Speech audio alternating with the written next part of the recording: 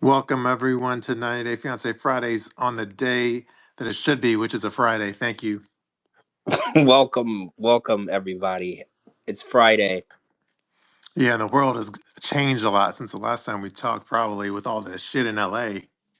It has. I feel like the world has fallen into shambles since last week. Things Mhm. are really bad. So I'm glad that we all made it. Um Yeah. I know you were under the weather. yeah, I was really sick. I'm okay. I slept it off, I'm okay. Coco is getting better too, because she was much Hmm. worse off than I was. So Yeah. I'm just happy that Coco is getting better, and I'm okay. I'm not Mhm. 100%, but you know, I Your voice does sound a smidgen different. yeah, I'm not fully there. I'm not fully there. I'm still a little sick, but I when I was younger, in my younger days, I used to go to work sick. Before this was not COVID sick, but like Hmm. being sick didn't really slow me down. I still had to make my money. And on the radio, people could tell because like, oh, you sound sick. You sound Hmm. don't. And I'm like, hey, the money don't stop. My bills don't stop because I don't feel good. I gotta be here. True. Well, yeah, I'm glad everyone's here. I think Coco may. She said she had to sign in again, so I'm sure she'll be back soon. Oh, by the way, hold on one second. My RoboVac just turned on its own. Hang on, everyone. Let's turn that off real quick. That's funny because I have the exact same issue. Hmm. My robot vacuum turns on, and the funny part is it comes on at 2 a.m. and 4 a.m., Hmm. which is random. I don't have it set on any type of schedule, but for Yeah. some weird, strange, off the wall reason, it just comes on at 2 in the morning, 4 in the morning, just randomly comes on, and I can't figure out why. It might be Hmm. time to buy a new one. I'm assuming that's what the situation is because I don't know why it's doing that. Yeah, I don't want to bore people with my RoboVac issues, but I had a really good one, but then I guess after several years, the battery eventually just wears away, and it probably needed a new battery. But I wasn't in the mood to get a replacement battery, so I just got a different branded one. So the new one, which is a different brand, this one is shittier than the first one, I think, because this one it can't complete the whole floor without going having to go back on the dock and recharge.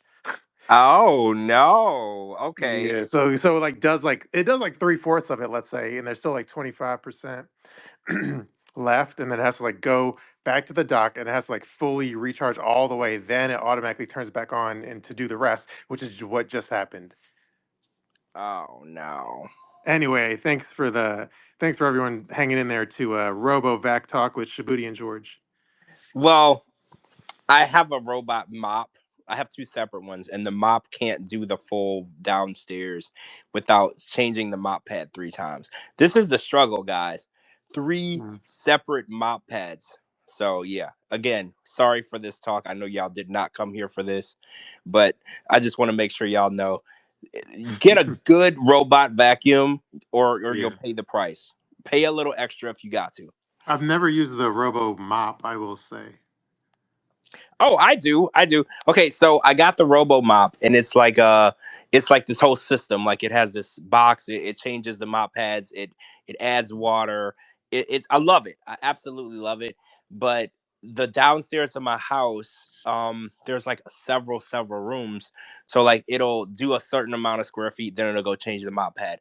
Then it'll do another certain amount of square feet, change the mop pad. So it goes through like 3 or 4 mop pads to do the Mhm. downstairs, and then you got to wash the mop pad. So then I have to remember to go check, put them in the washing machine. It's a whole thing, guys. Sometimes it might be easier to just mop the damn floor myself.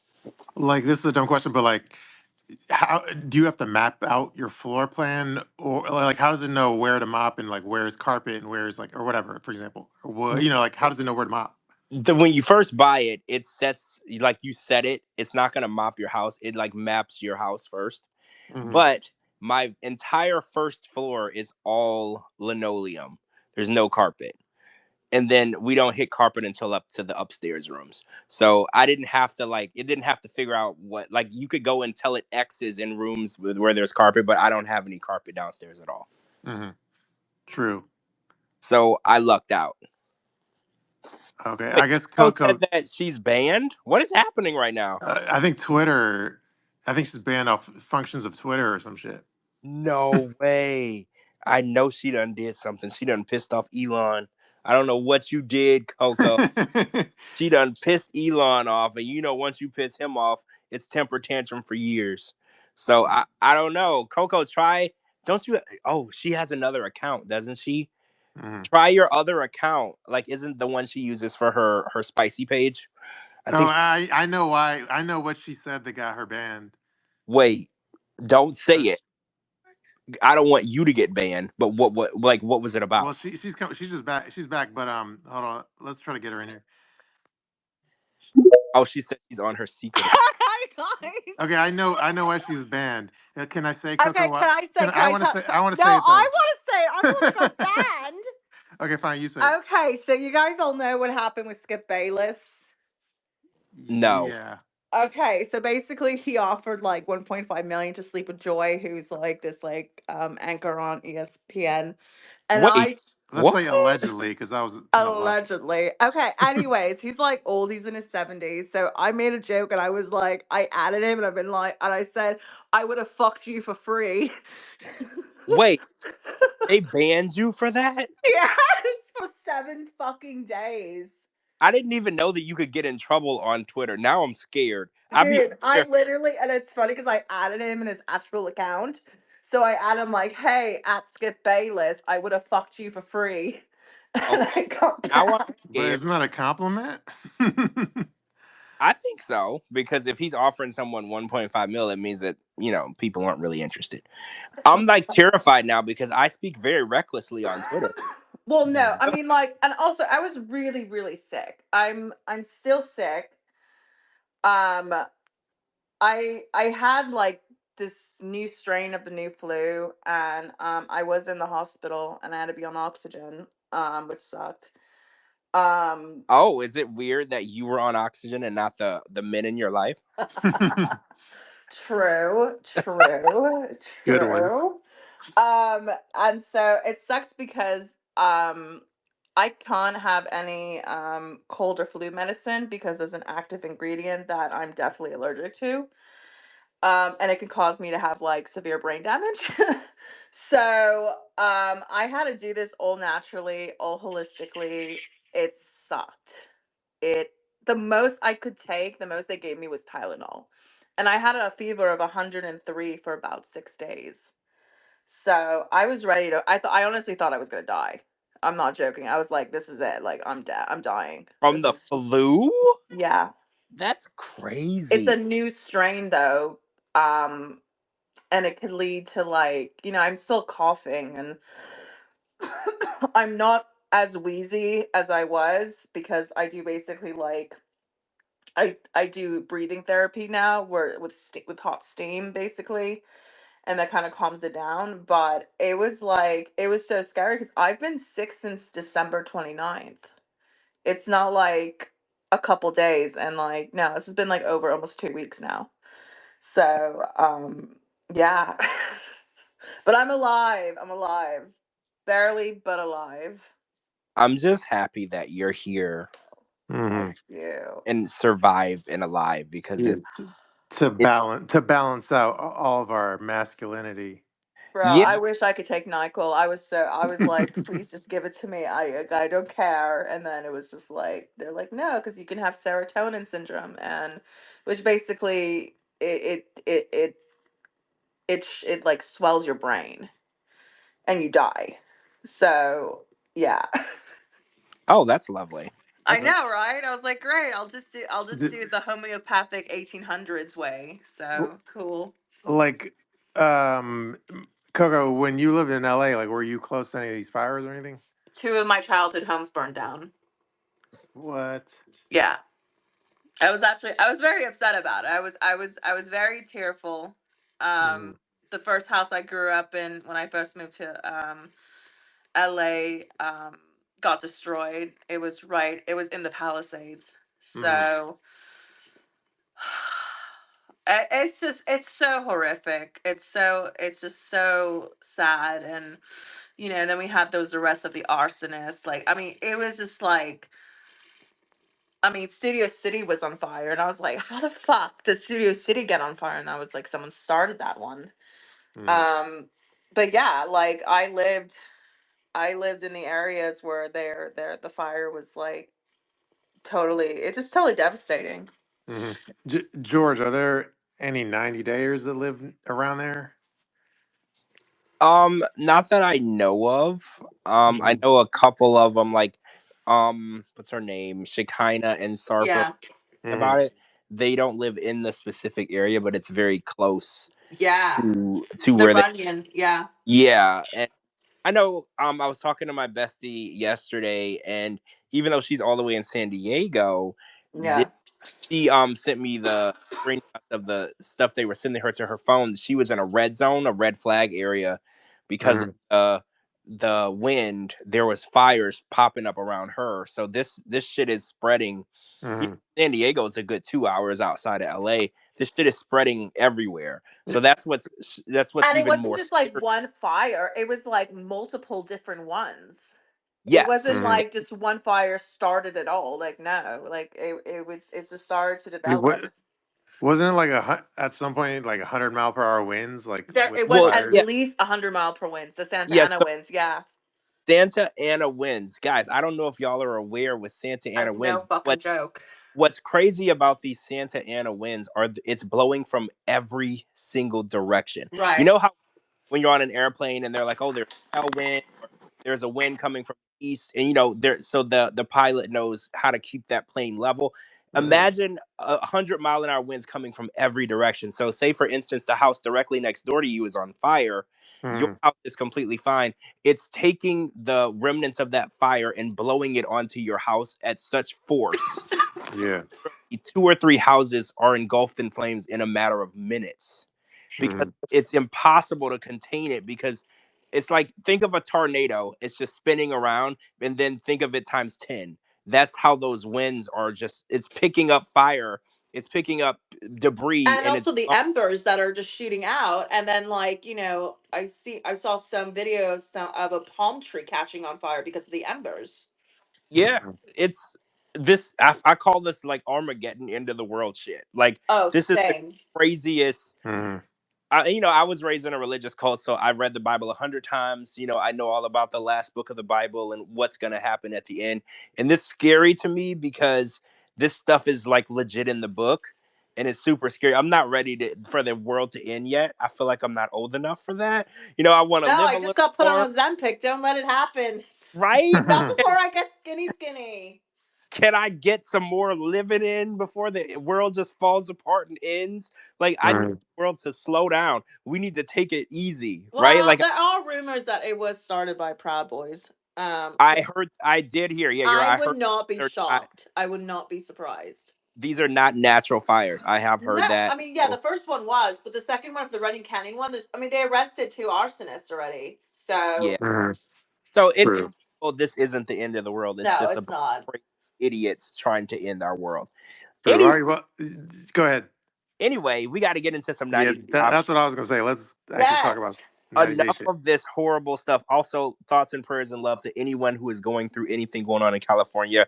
We love you. We want everything to work out, and we hope that you were able to stay safe. I know some people were not able to keep their homes or save their homes, but I'm just happy to know that they're alive and safe and in a good place. So we're sending thoughts and prayers to everyone to that.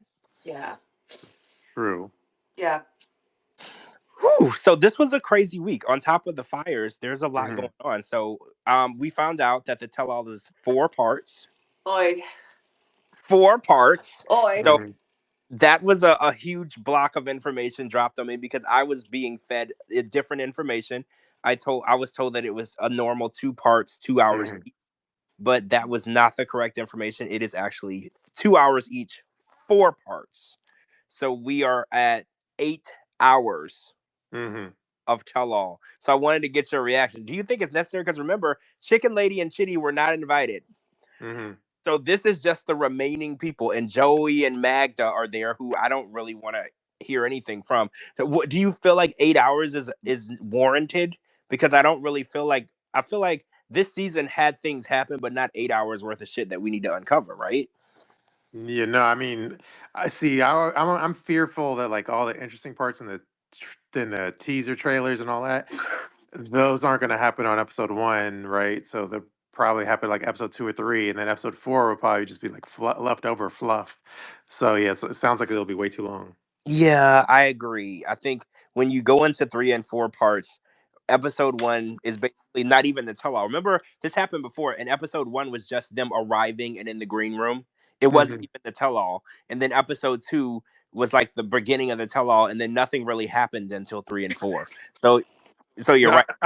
I just remember I don't remember which series it was, but like the last one that was like four parts. I just remember the fourth episode was like so unnecessary because wasn't it like the fourth episode was kind of going back in time, meaning it wasn't like chronological. It was almost like highlights that they missed and they just lumped into a fourth Oh yeah, I episode. think you're talking about Happily Ever After, and Yeah. and actually that's right when they got that Angela and Michael. Remember they gave us the update on where Michael was and he wasn't missing, and there was like the it. So yeah, that last episode was like loose ends. Basically, they were Yeah. tying up loose ends, things that they needed to work on, and people who were transitioning to new shows. So Sarper and Shekinah were going to be coming back, so they need to make sure they set up that situation. So yeah, I think episode four, like you said, it's going to be a bunch of loose ends and craziness. But oh my god, I have to talk about this Tiger Lily post that she put on about. Okay, let me get this right. She does handwriting courses, Hmm. right? And apparently it's like a pyramid scheme. Like she sells handwriting courses to people that want to be handwriting experts. Now, am I crazy? In order to be a handwriting expert, the only people that need to do that are people that like go to court for handwriting cases or like forgery. Like, am I what else do you need that for? I don't know, but a lot of people say too, like these days, a lot of your signatures like electronic anyway. Well, So. yeah, every time I sign a super important document, I DocuSign. I do it digitally. Like Hmm. that's how I sign NDAs. That's how I sign, bank documents. I always DocuSign. So the idea of having a signature is kind of outdated. And then if you sign a lot of stuff, they can put it on a stamp for you, Hmm. and you just stamp it, and then that's how you do that. So Tiger Lily posts that she's selling these classes, and then I think you uncovered it, right? That she said that it was $950 a month and then an additional $30,000. I think it's like 30,000 prepay or 950 a month if you're That's financing. fucking Oh, finance. Oh, crazy. That's okay. So, fucking that's like taking like an actual course at Harvard Mm. Extension. well, Coco, that was gonna be my question. If because I'm pretty sure you can take a handwriting course in college. I know that that's a thing, but you would take that in conjunction with other classes. Because I'm sorry, thirty thousand Like dollars is what? like That's like fucking a. Harvard Extension to get your certificate. But that's not for just one class, though. That would be like a full Yeah, semester, exactly. right? Yeah, I think it's like 2 years or something, so they could Oh, it's drag out your 2 years. payments. So what in the actual hell? And she's posting it. She's like, anyone who's interested in the course, reach out to me, and the CEO of the company is gonna like help That you. the And I'm like, CEO is her. it's her. She's gonna Yeah, the call website you. features her. She's gonna call you and be like, hi, this is Hi Tiger guys, this is Lily. Tiger Lily, and like, thank you so And much. I'm just gonna be your teacher for your handwriting Like, class. for what? I'm so fucking confused. Like, I mean, when Mm. you posted that, I was like, listen, I know I have a fever and I'm a little delirious, but did that happen? Well, I had to fact check it, and Shabooty, I don't fact check you on anything because I was like, that has to be a typo. That's a 30 and a K after it. I was like, Mm. that has to be a typo. There's no chance she's online pushing a That's $30,000 shocking. That's so handwriting course. disgusting too, because there are gonna be people who are gonna fall for her. Like, oh, she's like a celebrity. She's on 90 Day Fiance. So like, people are there's there are gonna be people out there that are gonna give Well, her the money. let's put this into his perspective. So Tiger Lily is new to 90 days. So what if Darcy Silva Mm. posted that she's selling because Darcy has been in the game. She's got over 1 million followers, I'd almost buy 2 it more million. than I would Tiger Lily. Yeah. but you would still think it's Oh, crazy, right? Like Yeah. absolutely. Yeah. But there isn't a person in the 90-day universe that you would warrant selling a $30,000 handwriting course. I don't would. mhm. And then, but on like Instagram, you do like the Q&As on your stories. Yes, So yeah. that's how she was like conveying the information. And again, I don't know this for sure, but my spidey sense says is like I assume she had, two phones. So she had like one phone that was like asking the questions, and then she'd go on her account or whatever, or maybe on the same phone but different account, jump on her account and then answer the questions, because all the Q&As were like questions that you would want a dumb all Oh, the questions that were being asked like if this was in person and you were trying to convince idiots to fall for your alleged pyramid scheme, you would have to have like what's it called when you have like someone that's in the audience as like a A ringer seed kind of. filler. Yeah, like a seat filler ringer who's really like part of your organization secretly. oh, they Like, call that a Oh plant. yeah, yeah, plant. plant. A Like that's plant. what I was thinking of. Like a Yeah. plant. Like all the questions being asked is like what you would want a plant to ask during like a session. So Yeah. anyway, I assume she was just her on like another account asking all those questions and then answering her own questions to like try to convince idiots at home I that are totally reading it. believe that. I mean, I'm trying to think of a celebrity that warrants selling me a $30,000 anything. Like And I'm no coming one. up short. I can't think Well, of I any can celebrity Bradley that Whitford or anybody from the West Wing, then I totally would do it. But Are they you would never serious? do it because actually have integrity and they're actual actors and not fucking wannabe celebrities. So Well, yeah. I mean, pushing a 30, and don't get me wrong, I don't judge the cast members. Like, if they want to sell not eyebrows, eyelashes, or they brain want to sell wig, cells, Ponytails. or brain or cells. hair pieces, Yeah. nail polish. I'm not knocking your hustle, No. but Hmm. charging someone $50 for a ponytail, that's way different than charging somebody 30 grand. That's 30,000. like some people make that in a year. Like that's someone's Hmm. salary. That's Yeah, like she posted it and immediately my spidey senses went off and I literally just like searched and I put in scam at the end of it, and then that's how I found all that information that I posted on on my Instagram. Can I just say Um, well, something real quick? yeah. My brother just messaged me and he's like, he saw a picture of Big Ed and he goes, "This came up on my Facebook. Is this the Big Ed that people in your circle talk about?" And I was like, "Yeah." And my brother said he should start a sponsorship with Head and Shoulders. Oh, that's what Captain Picard says all the time. that's actually really good. Actually, I could, Sorry, I just had to say that before I forgot. but and that makes more sense. A Head and Shoulders bottle is what, $7? That's Mhm, totally. I'm totally get that. Push Yeah. that. $30,000 is That is crazy. like, I mean, like I said, that's mhm. someone's salary. Oh, by the way, Tiger Lily blocked me last week. No. Yeah, actually, this week. Stop This week, it. You Tiger Lily naughty George, blocked you me. naughty boy. I don't even know what I did. I mean, I've been What talking didn't you shit about her. do? Well, I've been talking Mhm. shit about her for months. So apparently, she just got wind that I've I been thought he was coming my for friend. Mhm. her. I'm sorry, She Well, that's just my Tiger Lily impression. you know who well, I might have mentioned it Sunday, but you know who blocked me is Matt the mechanic blocked me. Oh yeah, wait. I don't know if you mentioned it Sunday or not. But you did tell me that he blocked you, which is weird because you've been following him since like what, damn near last year. Like, Oh, well, we've already had this discussion before, but you know what like a soft block is, right? A well, soft a block. soft block is where they just remove you as a follower. Yeah, so I'm pretty sure I was following him, and then again, it's hard to like keep track of all this shit, but like I think he might have like soft blocked me, meaning like was following him, and then I checked and I wasn't following him, and then when all this like news broke, then I followed him, and then like fast forward a day later, then he blocked me, hard blocked me, Oh, he hard no blocked. diddy. Oh, see, Jasmine hard blocked me. The day after the tea spilled, Hmm. which is funny because we had just spoken on New Year's, On the phone or in the text? in text, Hmm. and everything was totally cool. Like we were talking, blah blah blah. You said Happy New Year's, and she said Happy New Year's, etc. Yeah, yeah. We were like Happy New Year's, blah blah blah. And then she hard blocked me the day that we were not the day of, the day after Hmm.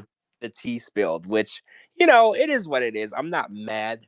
I didn't lose any sleep. I'm not gonna cry. I'm not gonna shed any tears.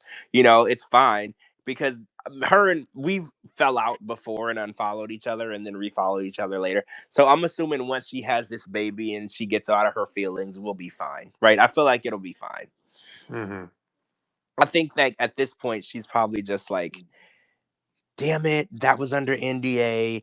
You know, now I got some explaining to do. How are people like? I think it's more of like that because obviously she's pregnant. Obviously they're going to be filming with her. Obviously things are going to be going on. They wanted to release it when it happened. She released the information on the show, so it was under an NDA. So now she's got to explain to people how the hell people know. So Yeah, I, and then again, the advice I always get, like, I'm gonna keep giving this advice to her if she hears this, is do some kind of mea culpa towards, I guess at this point both of us, but towards me specifically, because it's like literally it's like a Santa Ana wind coming straight for your ass, because like it's like I'm telling you, like, so did you see the latest post that I did a few days ago where it was the guy, it was in the end of November, he had actually tweeted that Jasmine was pregnant. It was a Floridian that had a leaked info on yeah, Twitter. from Winter Haven, right? Yeah, and he detailed how he got his leaked info, and it makes her look shitty for like blabbing her mouth.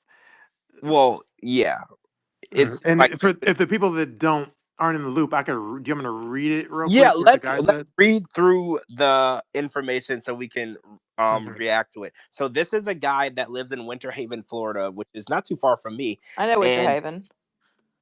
oh, you know Winter Yeah. Haven? Yeah, I love Winter Haven. It's like a small Or actually, well, he's in. I don't know the difference, but he's like Winter Park. Is that different? Oh, he's in Okay, Winter yeah. Park. Okay, so he's more in Orlando. I'm think Winter Haven is more towards Lakeland. So he's Mhm. more in the Orlando area. But this guy saw her in November and she was very pregnant. I think what did he say? Very pregnant or quite pregnant around that time? Quite. So quite Well, let me just read. I can read his whole diatribe if you'd like. yeah, let's read it first and then we're gonna react. Okay, well, initially, I could read you. I'll read his tweet, then I'll read his like explanation of the tweet months later, which is like this week. So his initial tweet was like on 11/28, which is like around Thanksgiving, I assume. That one's, and this is like some guy that has probably doesn't have. He's not like known in the 90-day world. He's just a random Joe Schmo in Florida. He's just a Twitter guy. Yeah, so he said like Jasmine is 100% pregnant with another dude's baby right now. So we're about to see how fake it really is, especially if they're doing a tell all. And then he just posted that to in the ether pretty much. I think it was maybe it might have been a reply to like the official 9A fiance account, but it was pretty much into the ether. Like no one really paid attention to it. And then, but one of my followers did see it, and then he tagged me on it. And then anyway, that follower of mine that tagged me on it kind of reached back out to the guy for more information. And then this week, the guy posted a long, elaborate more information. So let me read it real quick.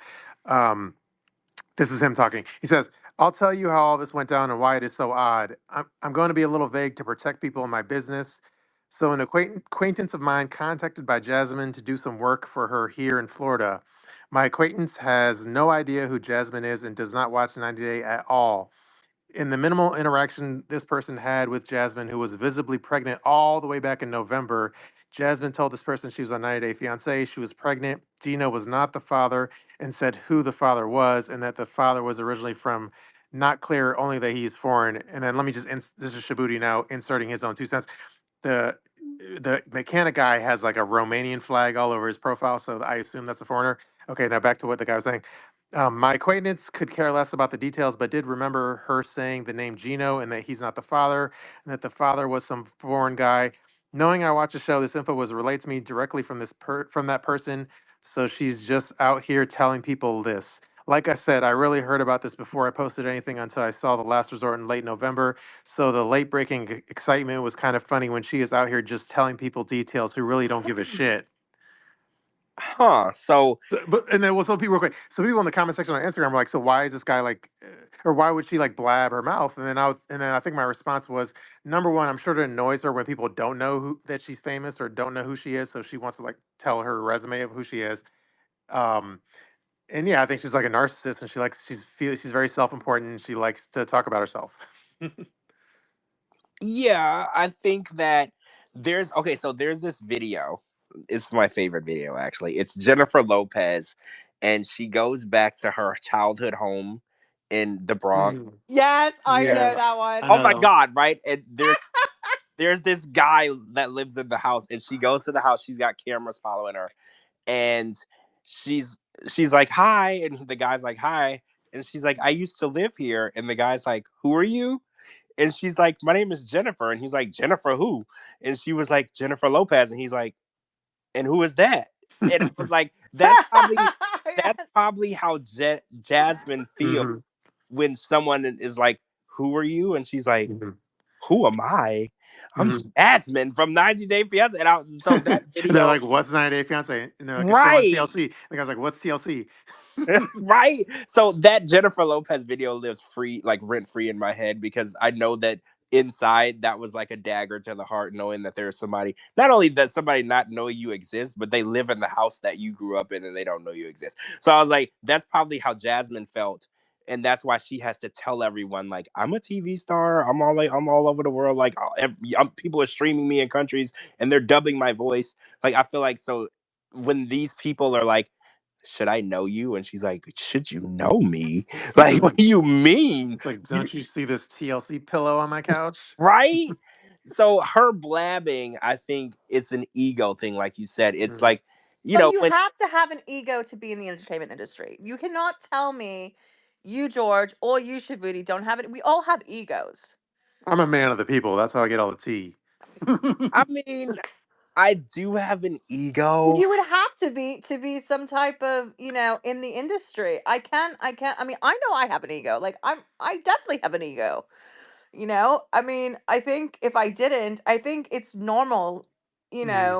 when you're in this industry to have some sort of ego. I would question your sanity if you didn't have one, because I mean, we're all human. That's it's Mhm. human to have a fucking ego. Okay, tell me if this was an ego move by me, like literally 10 minutes before we started the podcast. Like somebody on Instagram, like DM me, because people always like to DM me as if like they're sharing me news to me, as if I don't know half the shit. So then someone, and this is going to be a topic for later in the show, so we don't Okay. have to get to it yet. But so this isn't meant to be a segue to a new topic, it's just, but I got to tell a story. Somebody DM me said, "Hey, did you see this post? Supposedly, like Liz has a stalker." And then I said, "Yeah, I've been aware of this for like months. This is like not news to me." And then they sent me like a post, and then I was kind of, so basically I was just like, yeah, this isn't new to me. It may be new to the Right. rest of the people, but I've known about this for like 6 months at least. So that was my response. And then they responded back with like a gif, which was like, I don't remember what was in the gif, but it was like the gif was basically saying like whatever, and it was like an image of something, and, and the person was Well, saying like that's just whatever. them being lame. And then yeah, and then they were being lame. And then I looked at the avatar and I was like, wait, I think I recognize your I didn't say I recognized the avatar and I was like, and I think I remember them on being on Twitter. And I was like, and I replied back, and this is a true thing where I was like, didn't I block you on Twitter? And they were like, and because it was somebody I blocked on Twitter, and then they were like, yeah, because you're like a thin skinned man, whatever. So they were talking shit back to me. They What? called me thin skinned, and then I checked their profile. Then they blocked me after that on Instagram. So I don't know if that's me having an ego. No, that's just them being a fucking lame ass. I mean, that's dumb. It's like, first of all, even I knew about it. I mean, she had Mhm. about the stalker. So I mean, it's not news. Yeah, but let's get to that later. But are we still talking about Yes. Jasmine or what? I don't know. Yeah. I mean, I like I was saying, like, with Jasmine, I think, like, I wouldn't call her narcissist. I honestly, I don't see her as being a narcissist. Like, I've encountered real narcissism. Well, I here you can't deny this though. Like, let's say her narcissism scale on 1 to 10. Let's say 2 years ago it was a 3, right? You can't say that like 2 years later, if it was a 3 2 years ago, you can't say like now it's not at least like a Sure. 6 or I something. mean, yeah, maybe she is narcissist, but when I think of narcissism, I think of sociopaths, and Jasmine to me is not a sociopath whatsoever. Like, The point, I think I'm just saying Natalie is as more of a time sociopath. goes on and she continues to be on TV, you and don't her wait. ego's getting bigger and bigger. That's all I'm saying. You don't think that she's a sociopath? Which one, Jasmine? Yeah. No, because I mean, I think she has. Okay, I've encountered real sociopaths, so maybe that's my judgment. Like, a real So wait. sociopath is like serial killer No, type. no, no. Okay, no. So That's what I think when I hear about no, sociopaths. there's sociopaths that haven't cut anyone up and eaten them. I Well, mean, Mhm. no, yeah, but like there do are you people. think that Jasmine walks around and thinks of anyone other than Jasmine? No. I think she thinks of people that matter to her. Okay. And how often do you think those people are someone other than Jasmine? I mean, like I said, I've never met her. Um, So she and we used to be friends, right? And right. she's a very sweet person, and I was friends with her like early on, like Shabooty, like you said, like she's Yeah. probably started out at a 3. Hmm. And she was really nice. We talked. She was a normal person, but as years went on, as time went on, the person that I was talking to, they changed. Of course. No, And no, that I agree with. I mean, that's like it's like when you get your first taste of celebrity, like you think yourself of being like, well, I'm really I'm too good to talk to certain people. Um, yes, but I think that has to do with being a first time celebrity. I mean, I think Hmm. sorry, I thought I was cut off. no, Um, I was saying, when it's like the thing Kevin Hart always says, it's like you're gonna change, your tune, and you're gonna think, you're gonna become, very egotistical, but if you Hmm. still have that mentality, years later, no one's really gonna want to work with you, which I agree. But as far as like, I think she let celebrity get to her head, if that Hmm. makes sense. I don't no. necessarily think that's like sociopath. I think it's quite normal, especially like it's like when people come into money for the first time. You know, you Well, know. yeah, I know you're right because when y'all know I grew up very, very poor, right? Like to give you a little background, the house that I grew up in had no running plumbing, and when it rained on me in the house. So I grew up very, Hmm. very poor. So my life changed tremendously. Right. Hard. I went to school. I worked my ass off, and I'm definitely a different. And when I got new money, I remember the people that I grew up with. They were like, "You're not the same," and I was like, "Well, no, I'm not. Like, I didn't change. Like, I thought I was better than anyone. I changed as though." I knew my worth and I was like, well, I deserve better and I don't Hmm. have to like settle for the things that I settle for in my life. But I changed and my thought process went to a different place. And I think that when you take somebody who it was a regular everyday Joe Schmo and you plaster them on TV, live TV, streaming, social media, and all these people are saying their name and recognizing them. They go to the grocery store and like 20 people are chasing them around. That is Right. it changes you from the inside. And I don't think that Jasmine probably set out to become a full of herself narcissist, but it's Right. Hmm. almost like unavoidable. When you walk out the door and you go to, I've seen where people literally will just go to like a Walmart or the gas station or the Dollar General, and there's people like knocking on the window of their car, chasing them. Oh my God. Oh my God. It's almost unavoidable for you to feel a little bit full of yourself, Hmm. Right, that's because exactly what I'm saying. It's like when you become like a first like celebrity and you've never experienced it, like you're gonna feel that way. You're gonna feel important because that's what it does. It feeds the ego, you know? I mean, yeah, I've just been I grew up in Hollywood. So like I've never thought of as having an ego as a bad thing, you know? If anything, like it it's a double-edged sword. it I, is. Hmm. It is. Like, but if you have like no self-esteem and then all of a sudden you become famous and then like, you start developing an ego, like I think Well, it's see, like, normal. so I mean, we already know this, but I kind of come from the school of Howard Stern, and Yeah. by that we kind of like goof on celebrities and make fun of like big shots like that. So Yeah. that's kind of where I come from. I mean, I think that I remember because I did radio and I got to meet a lot of humongously named large celebrities. And Hmm. I think that being around people that have a massive ego, it rubs off on you. Hmm. I remember I was a super cool down the earth person, but then like we would go out and I would go to these events. And then all There of a sudden you became Kim's bestie, and then now you're too good for everyone else. I mean, it's just weird. Like for instance, like I go to these pipe parties. A lot of my friends that I met back then. I'm still friends with them. You know, they're still in the industry. I'm not in that industry, but we still friends. So I'll go on these boat parties, yacht parties, and everything, and Yeah. I'll find myself frolicking with these rich people who own jets, and they do all these, and it's like Yeah. for a brief moment, I'll forget that I'm not a yacht person and I'm not a jet person. But while I'm around these people, it rubs off on you. It Mhm. totally does, and I agree with you Yeah. because like I have the same friends, the same situation. So like I get it. Like I've been on private jets. I've been like on private yachts. Mhm. It's like No, I guess yeah. to me growing up in that industry, I mean, it was just normal, I guess. Mhm. So maybe that's why I have kind of a skewed ideology of it is because I did think it was normal growing up like that. Well, I think that 90 Day Fiance, these people, it's a very unique situation because they take a normal person and Right. they launch them in the superstardom. Like for instance, you could have done a TV show like The Real World, or you could have done a dating show like Mhm. one of the Islands or Married at First Sight. You don't get the level of celebrity 90 Day Fiance brings you.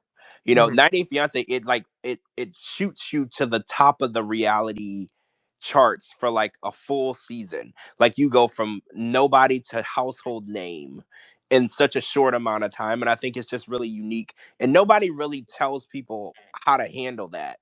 And Mhm. watching each cast member and how they handle the fame is just really interesting. Like for instance, Tiger Lily is handling it, you know, by asking people to pay her $30,000 to for her. That's I don't. insane. That's insane. That It's Mhm. just proves to me she has no fucking money. I'm sorry. well, you know, That's like one of my aspects. It's like I don't know. I've been saying Tiger Lily is full of shit since the very beginning. When remember her first scene, she went to the jewelry store to pre-order Yeah. a 38 or $28,000 watch, and she's like, "Oh, I only, you know, I have to have the nicest stuff, and I live this And crazy why are you in luxurious." Texas? Well, not only that, she said on the last episode that her apartment lease was up, so instead of renewing it, she's now living in a hotel. Mhm. And I was like, but if you're so rich and you pay $28,000 for a watch, just go on month to month until your house or her cabin is ready. So she said that she bought a cabin, and then they showed a photo on the screen of the cabin. It looked like a pile of wood, like the aftermath of like a house fire. Because she's like, oh Mhm. well, once the cabin is ready, and I was like, where's the cabin? I just see a pile of bricks and some wood on the floor. Where's Well, the cabin? I mean, I think the photo was to show that it's being remodeled or something. I don't know. Well, I didn't even see a structure in that photo. It just looked Well, like a if she was truly rich, like I honestly believe while she was making this cabin, she probably would have stayed like at a 5-star hotel. I Well, I mean, don't even think that's what that. they Like do. rich people don't stay at hotels, not for long extended periods of time. Because Eh, yes, debatable. with two kids. I mean, she could have went. Well, she gave it the fucking Waldorf, sure. I mean, the hotel that she was in, it didn't even have a sink. Oh well, no, It I know, but I'm saying like if she was like rich as she says and she wanted to stay at a hotel, she could be at the Waldorf Astoria or like the Mhm. Four Seasons. well, You know? but even being like, I feel like she could rent like when you're in LA and your house is under construction, you just rent a really nice Airbnb on the other side of town and Yeah, done. exactly. You don't go move into a hotel for an Yeah. indefinite Well, amount of, right, yeah. not a rich person. Yeah, a rich person doesn't try to scam their fans before their 15 minutes of fame dries up. $30,000. Like, okay, So so crazy. I looked it up online. So the Lamborghini SUV that she drives is between 169,900 and 259,900. Do you guys think that that's her truck or it's a lease? Because I was I mean, looking up the lease. Oh, honey, it's Put a lease. you have to put mhm. 10 to 11,000 down, and then you pay like 2,000 a month. So I was like, it's Yeah. probably a lease, right? Like Yeah, it's I mean, like, I'm picturing, even though she's like a woman, I'm picturing like a guy doing that move. Like, think of it this way: like, hey, I'm a guy, I'm about to be on reality TV. Like, Well, even all though, my neighbors did that shit. Mhm. Like, and they were all Yeah, like mega influencers with 30 million followers. So, I mean, yeah, but I just mean like to me, it sounds like a guy move where it's like, hey, I'm about to be on TV. Let me like get this lease, and then even if it's like out of my regular price range, let me just splurge for like the next year or two, whatever it is, and then when I'm now I'm on TV, chicks are going to see me driving a Lambo, and then when I'm off TV, they're going to come try to holler at me. I mean, I think I call that poor rich, right? Yeah, yeah. Well, yeah, or new money, or there's a Yeah, term for that because it's that not and old money. no, yeah, and I think it's really interesting because Yeah. old money and new money and like reality TV money, there's such vast differences. I think Coco calls old money boyfriend money. Oh, Get it? yeah. Okay, Coco. So boyfriend money would be staying at the Waldorf, right? Yes. That's Or the boyfriend money. W or like some Or nice the hotel. W Yeah. while he's having the actual house remodeled. Well, only because I know people Mhm. who've done that and they actually did have money and that's what they did. I They mean, they I didn't want get they it. didn't want they didn't want the hassle of renting. They so they just thought it'd be easier just staying at a hotel. Like, but they would get like a suite. It wasn't Uh, like a regular room. It'd be like a fucking penthouse It had a suite. uh, it had a oh, microwave and a mini fridge and no sink. Oh my oh, god, since that's we're name not. dropping, hotels or the Chateau Marmont. Oh my god, my favorite. By the way, guys. Okay, if we ever do trip to LA, the Chateau makes the best sangria I have ever had, including in Europe. Okay, I'm just saying. I spend many nights Can at you take Chateau. me to Soho House I because am that's on actually my a bucket member. list. Oh, okay, because that's What? on my bucket list. Oh, is it? Oh my Really? god, I love Soho House. Yeah, I had a membership and I have friends who are members. We used Mhm. to go to see they would screen movies, films and I, stuff. I, this is like so random and not really that impressive, but I was outside of like randomly, I was outside of like the Nashville Soho House, but I was like, I don't really have no connections in Nashville, so I didn't really No. know how to get in. But this is random because No, I was I like only know outside of I it. only am the ones from New York and LA. Mhm. I True. love Soho House. They have really good restaurants there.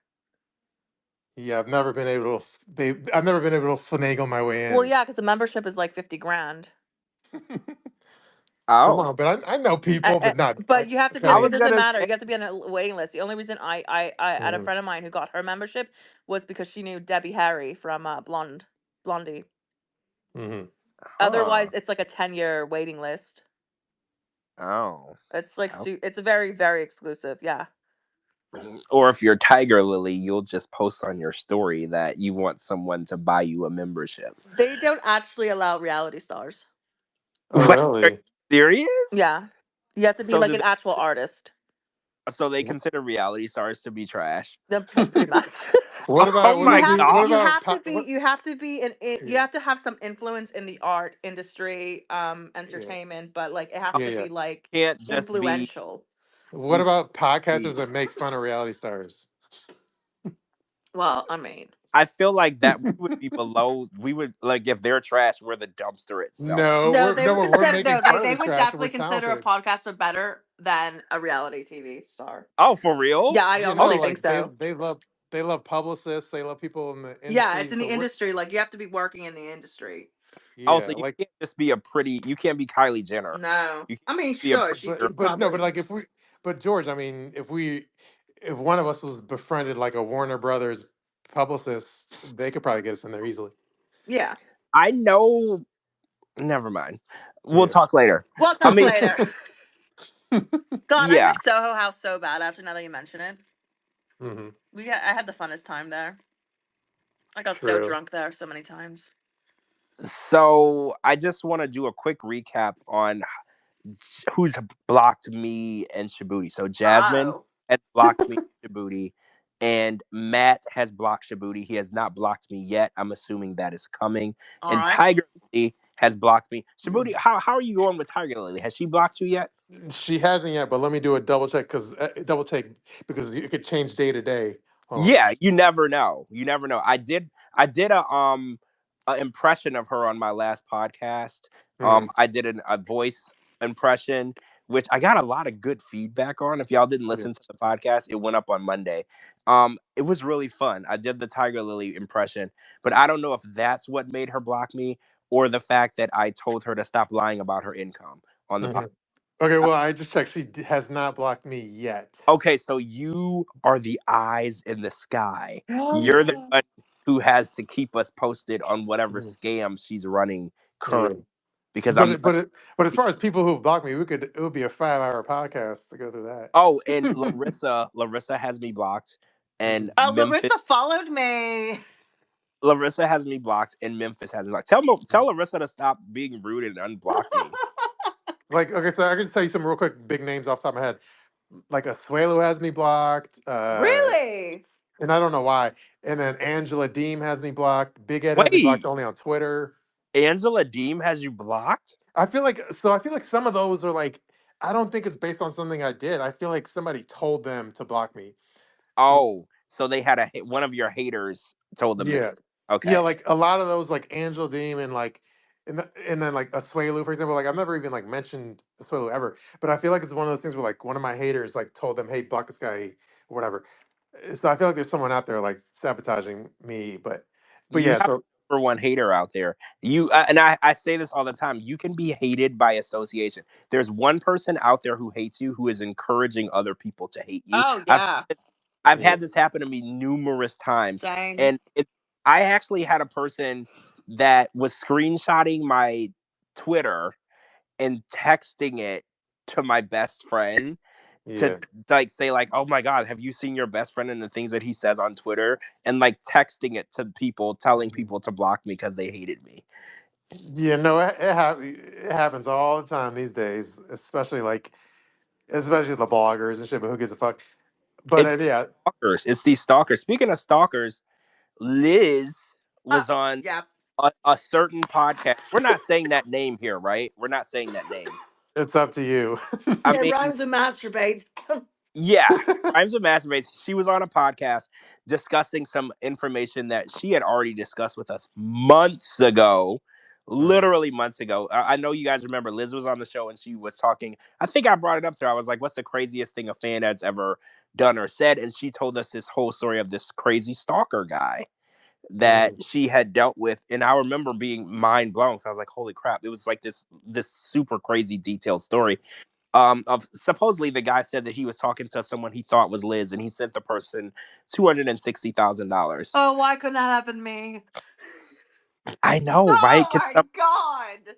Can I somebody? mean, well, supposedly we don't What? know if he really Oh sent yeah, that. we don't know. He We couldn't don't know. be saying that shit. It was just, I honestly believe it.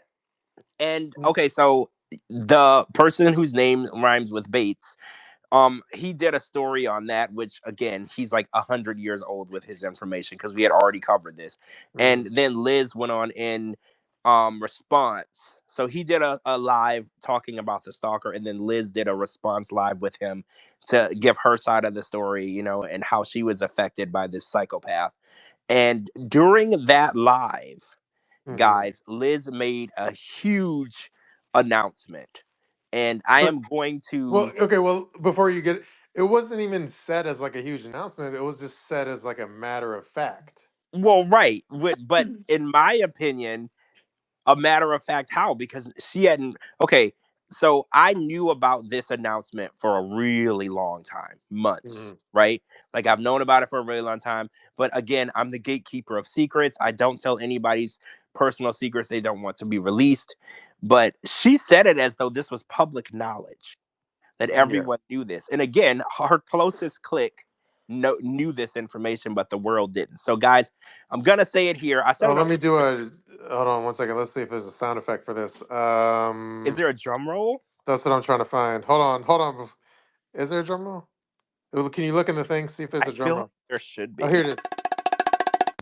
Oh, I feel like Okay. it was night court. Okay, so guys, okay, so guys, Liz announced nonchalantly the other day that her and Jay are no longer together. That relationship has fizzled out, and Thank I knew God. this. I know, I'm right? sorry, he Mhm. was I really knew. fucking boring and he sounded very arrogant, and I'm not really into military men because they all cheat. Oh, Mhm. okay. Well, okay, so I knew this for quite a while, and this was really difficult because I knew Shabooty has been trying to get into that in that space, Mhm. for Oh, a while. you don't mean like a Twitter space? No, I mean that Liz space. I know and it was Uh, difficult to not divulge this information, but now that it's out, I just want to say I hope everything is going well with Liz, and Of I know course. that Liz and Jay were living together, and I know that situation is going to be changing very soon. So I think it was really difficult for her to tell people because after the situation with Ed, everybody gave her a really, really, really hard time Mhm. about the men that she chooses to be in her life. Mhm. And I think that she felt like she was scared of how people would react if she said another failed relationship. And they're gonna judge her, and they're like, "Oh, see, you're always picking the wrong guys." And it was not something that was easy for her to deal with. So, guys, when I say that this ended a long time ago, it ended a long time ago. She just didn't have the nerve to say it because she was just scared of how the fans and the people who watched the show would, tear her apart for Yeah, it. because and again, yeah, obviously we're all team Liz, and anything I say, I'm not trying to be disrespectful, but do you remember like on what was it, Happily Ever After or something, when like Big Ed, I guess wasn't there a scene where like Big Ed went to like Jay or something? He's like, yeah, in 6 months we're both going to be at a bar talking to each other. Yeah, that was at the house, the Happily Yeah. or Tell All Yeah. house. So yeah, Big Ed said some shit like that, and so I think that's one reason probably Liz doesn't want really like to make a big splash about the breakup. Well, when you make your decisions of who you want to be with on TV, and you got all these extra people micromanaging your Hmm. relationship, it is hard to admit you're making a mistake. Mhm. Or it's a pattern, or it appears to be a pattern. And obviously she's identifying the situation and how she keeps ending up in these situations, with men who are less than stellar. Because I'm not saying that she didn't pick the wrong guy, but it's not easy when somebody's already on the ground to hear people kicking them on the side of the leg saying, "Oh, you keep picking the wrong guy, you keep picking the wrong guy." Mhm. That's not going to help her move forward. So I want to support her, in this situation. I know this was not hard, and I just want to make sure that Shabooty is able to slide right on in there. Slide Well, right on. she has a stalker, so I I'll be mum on any details. No, I'm kidding. So, how do you feel? Because I know that you've Mhm. been waiting patiently, and it's funny because I always thought that Jay didn't like you, Mhm. and I don't think that that was the case. But like, how do you feel? Do you feel relieved that her and Jay aren't Mhm. together? Or I have to ask you, because Like Coco said you didn't like the vibe that Jay gave off. What did you think about Jay this whole time? Because I know you've been nice. yeah, Now that like I've been going out of my way to be nice because again, it's like I always feel like if I instigate or like shit on Jay, that's kind of being disrespectful to Liz in a way. So I was well, always right, like, because you want to be respectful of the person she's with because that's your friend. I totally yeah. understand. But now that that's not the case, how do you Mhm. really feel? How did you really feel? Again, I mean, I don't again, and I don't know the full story of like I haven't had like a, and just for the record, I haven't had like a conversation as far as like the nitty gritty of the breakup. Like I don't really know all the like the nitty gritty of it, but as yeah, like I will say, the only thing I'll say, like I didn't have any problem with Jay, but again, that's probably because I don't know the nitty gritty. Maybe if I knew the nitty gritty, I would say, oh yeah, he's a scumbag, but I don't really know all those details. But I just as far as like the show and the public facing part of it, when he was on like Happily Ever After Tell All House, I would say he kind of came off kind of bad as far as like when you're trying to like compensate too much or like trying to show up, like peacock your feathers too much in front of like Big Ed and shit. I feel Yeah, like he came across kind of too forced a little. yeah, I agree. He was very cocky. Yeah. You got to watch it when people are really cocky. And I felt like he was very comfortable with the cameras. Mhm. And that situation for me, I was like, so did you want to be here? Did you want to be a part of the show? And because when I see stuff like that, I'm like, so did you really like her, or did you want to be a part of what she was doing?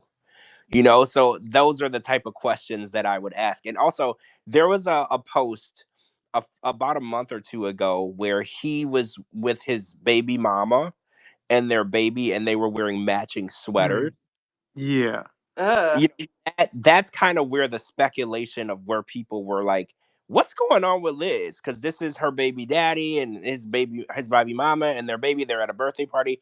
And, nobody, and I was the first one to say, like, hey, co-parenting is not something that you should be criticizing. The child needs to have both of its parents in its life. But I'm beginning to see now that these were red flags going on Mhm. in that situation. But being supportive of Liz, we looked sideways and then looked the other way because I was like, Yeah. that's weird. You know, I looked at it sideways, but I also was like, well, you know, I'm from a broken home, and I know that co-parenting is it's not supposed to look a certain way. It's just whatever you do to be a good co-parent for your kid. But now Shit. that we know what's going on, I'm beginning to think, huh, what's going on? What was going on with him and the baby mama? Like, so until she comes forward and gives more information, if she's ever ready, some people don't ever want to do that. Hmm. We'll just be speculating on what really went wrong in this Yeah, I mean, situation. I mean, I'm sure like him being on like a boat for several months at a time or whatever it is, I'm sure that's not great for a relationship. Not a new relationship, you know, because they were pretty new. So to be shipping off for 90 days at a time, and you know, I watch a lot of military shows, and I know a lot of cheating goes on when people ship Mhm. off. You Like, know, yeah, if like you like when you're out to sea, you're single or something. yeah, yeah, and I know that it's difficult, especially when you're in a new relationship. You're just getting to know each other, and then they leave because you know Jovi and Yara were going through that. I think Hmm. Jovi would leave for 3 months and go like I don't think he was underwater or whatever he does for work, and then leave Yara completely alone, and then Jovi will be in another country as well. That's very straining on a good foundation relationship. So for them, they were brand new. Liz and Hmm. they were brand new, so it's kind of like they started off rough, you know, because you really need to get to know the person you're with. And again, Hmm. I think that she jumped into a relationship way too quickly after Ed. You Hmm. know, I'm not a doctor, I'm not a marriage counselor or whatever. I just think that you really have to take care of yourself before you can love anybody else. And I think this would be a perfect time for her to learn how to put Liz 150% first, Yeah. and before she gets in a new relationship, be like, well, the first person that I love and the first person I care about is Liz. And then once she owns that and she's always thinking about taking care of herself, then I think she'll be ready to start looking for Mr. Right. And again, now that she's announced this, we might be seeing her on Single Life because that is casting right now. Like maybe the reason why she didn't say anything until now might be calculated. Again, she hasn't really given a lot of information, so we don't really Mhm. know. Right. Yeah, and what was I gonna say? No, yeah, like one normally you would think like, oh, Liz is single. You think I would be like all excited, but I feel like with her health things going on, like I don't. To me, it's like if her, I want her health shit to be like good before I'm all Of like. That's course. the main reason I'm not like thrilled. You know. I mean, I think that this is good news for Mm-hmm. you, but you also know that your friendship is very valuable. Mm-hmm. And going into a relationship is very, very damaging to friendship sometimes. So I think that you're looking at it as okay, now that this happened, let's continue being friends and let her grow and let her heal. And then if something was to happen down the line, that would be great. And if it didn't, that's also great because you're pretty happy with where things are with your friendship already. So like either way you're winning, you know. So you look at it as well, if she was ready to move on and I was there and we went out for drinks, that would be totally fine. But if we Mm-hmm. didn't, that would be totally fine too. So I kind of feel like y'all are both in that good space, but now you just both happen to be single, so I think that's even better. Yeah, I will say if I was in Jay's shoes at the time when like happily ever after tell all was going on, I would be really uncomfortable being like in that house or being on camera. Well, okay, that's a good question. So if, say for instance, we remove Jay from the situation, and then you were the first person that Liz hypothetically moved, Mhm. and she was like, hey, would you come into the 90-day fiance happily ever after tell all house with me and confront my ex? Would you have done that? Would you feel comfortable even being in that situation? See, I don't. Again, like my initial answer is just like no. I would be on. First of all, I'll be like, yeah, I'll be uncomfortable just from being on the camera. But then also, I would take being in a relationship with her like seriously to the point of like I wouldn't want it to be a spectacle. So I wouldn't want to be on camera Yeah. because I feel like as soon as you're on Happy Ever Tell All House, at that point it's this fucking spectacle. Well, it is. You're right. So It's it's like it's at that point it's like a circus. So like me, if I was actually dating Liz, like if I had a choice, if you said Shabooty, like, hey, you have a choice, like you could have like you could be on the show, multiple years. This is a hypothetical. You could be on like the show multiple years and whatever, multiple seasons or something. Or you could have the relationship with Liz, but it's a very serious relationship and it's not a circus and it's not for TV and the cameras. So which path would you choose? Would you choose a path of like being famous on whatever on the reality shows for multiple years, or would you choose the like private, serious relationship and you take it seriously? And it's not a joke and it's not a circus. And like I would choose the second one, which is like the serious, like private relationship versus like the spectacle TV shit, which may be a surprise to a lot of people, but that's how I would be. That's I'm that is surprising. Like mhm. if a really popular 90 Day person reached out to me and said, "Hey, we should go on a show together," I would consider it. Mhm. But again, Coco, I'm all ego. I'm all ego. So it's But you know what? I'm an ego too. I'm very egotistical. And like I'm the first. I'm the type of person like listen. Yeah, I have an ego. I get Botox. I'm on Ozempic. You know. So I'm always the person to always admit the truth. I think because I guess I just have no shame. Not that other people have shame. Oh my god, Coco, shut the fuck up. Um, Like to me like for to me do you know like what I mean to though? well Like like I just don't to care. but like to me the like to me the exciting or interesting part of like being on if you were to be on like 90 Day or reality TV would Right. be for me like it would to be like on the single life or something where it's like you're single and you're using the show to get more women type of thing versus like Oh, you just you're in a well, relationship and the show is just you in a relationship. To me no, that's just like I think for you, Shabooty, if you were in a fake relationship and you just wanted fame, you would go on 90 Day Fiance, but you would want a real relationship with Liz. So mhm, that's not like you don't know how to be fake with someone that you actually like. You only know how to be right. somebody that you don't care about, that you just want to be getting clicks and views for. So I think it would have never been a thing for you because you would have been like, well, this is a real relationship. I would want this to actually work if I tried it. So we couldn't go and turn it into a circus parade. mhm, Because Right. And I think growing up in the industry, and when I say growing up, like I was the kid who when vacation came, I was going to the sets because that's when my dad was the producer. So I grew up on movie sets and TV sets. And I think from a very early age, I can distinguish when someone's being super fake. mhm. well, So that's my problem. yeah. Like I immediately know when someone's bullshitting and I'm like, "Oh god." So fun fact, my 90 Day Fiance crush. Wait, I want to see if y'all can guess it. I have a 90 Day Fiance crush, and I want to see if y'all Okay. can figure out who she is. She was on 90 Day Fiance the other way. Crush the other way. Okay, new No, or not recent. oh, I know who it is. It's the leprechaun Danielle. No, no. I'm totally fucking with you right You now. mean meatball? I call it leprechaun. She is a leprechaun. She is, but no, it's True. not. No, okay, I'm being serious. Um, I feel like we've Molly? It's not Molly. I love Molly though. Molly is my girl. I love Molly. It's not Molly though. I feel like I probably told y'all yeah, I before. feel like we've had this discussion, but I just can't think of who. But I don't remember, but I know I'm assuming it's like a really hot chick. She's very, very, very hot. Okay, let me think. What's another clue? Yeah, give us another Um, clue. she had a baby with the guy that she was with on the other way. Kalani? It's not Kalani. It's not Kalani. That's a good guess though. I like Oh. Kalani's beautiful. It's not Kalani though. Let me think. Um, she went to South Africa.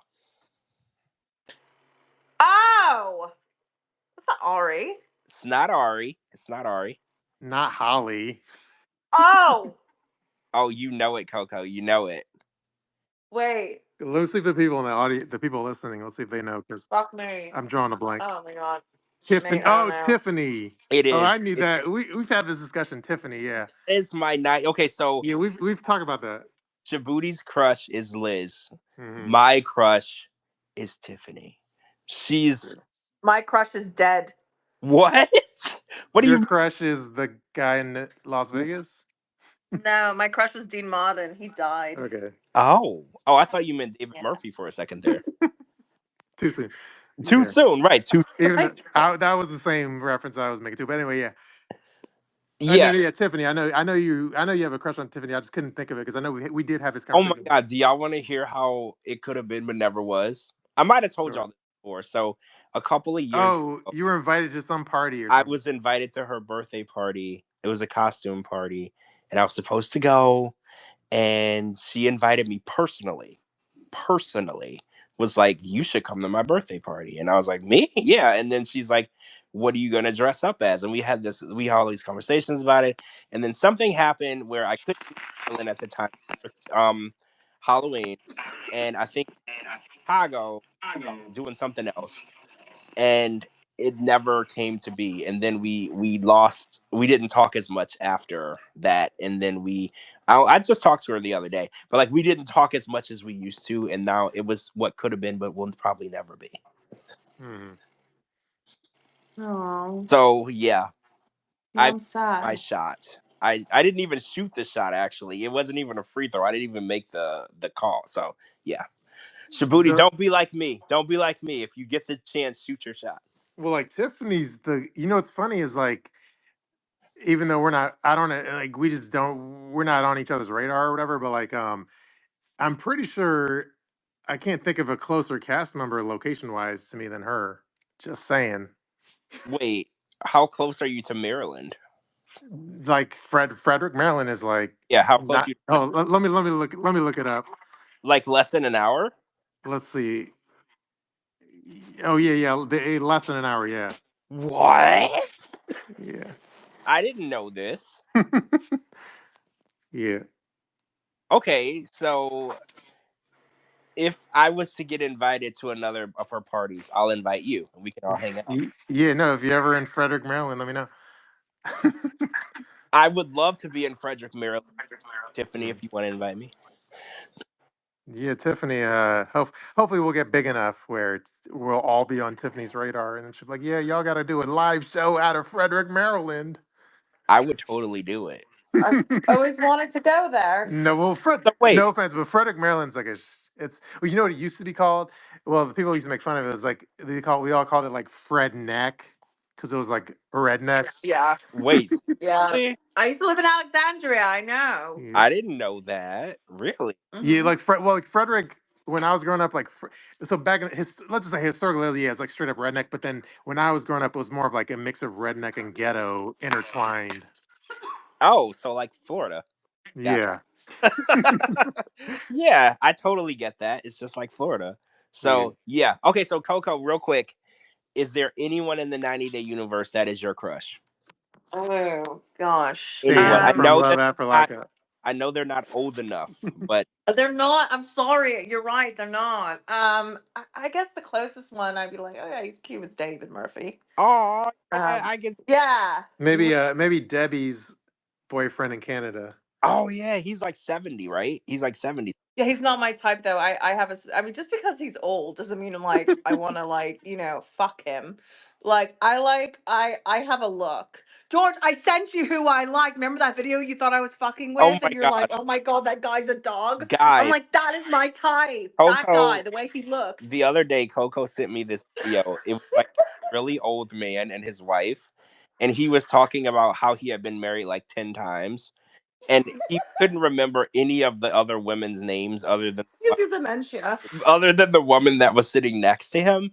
And he's like telling the story of how he met all 10 of his wives. And within 3 words of each story, he forgot. And then the wife had to finish the story. He's like, because you were with Barbara. Oh right. And then she begins to tell of about a woman that he doesn't remember, period, that he was married to. Mm. And Coco was like, George, this is my type. And she sent me the video. Her type is Alzheimer's. Yes. It was like Okay. really super old guy and he had been married. I don't know. He didn't even remember how many times. His She wife she likes it when every date with their geezer man is like the first date. well, he didn't. I was surprised that he even knew who his current wife was. He Mm. literally she had to remind him. Her How favorite movie. He's like, because remember when I met you at the funeral, and like I asked what you were doing. He's like, yes, you were with Roberta. He's like, oh, that's right. yeah, Yeah, she had, Coco's favorite movie is like 50 First Dates. oh, see, Coco, that would be her. Motherfucker. Every time y'all go out, he would be meeting you for the very first time. I know. Oh my god, that's so sweet in a very demented fucking way. She literally sent me that video. And I kept saying, I was like, George, look how hot he is. He's hot as fuck. This guy had to be like 80 something. Yeah. I know. Okay, so we're gonna get into. Hold on, let me look over these notes. Let's one random thing. Did we talk about like it might have been a Sunday topic, but I don't remember. Did we talk about on Sunday? Like I don't know when the trailer for the Tell All came out. The one with the Yoshiko was taping Vanja. Is that like Oh, a new topic? we didn't talk about that. So that video came out on Monday. Mm-hmm. So we didn't talk about that yet. So the story is because Vanja was doing her little tell-all segment, and Yoshiko was like, "Oh, we had sex. It was in two positions. It was okay." And she's like, "Whoa, you're going there? I can't believe you're gonna go there." Because I don't think that she likes people to know she has sex with people on TV because she's been denying it this whole time. But that's not the whole thing. She says that Yoshiko had sex with her in Orlando and videotaped it without her knowledge.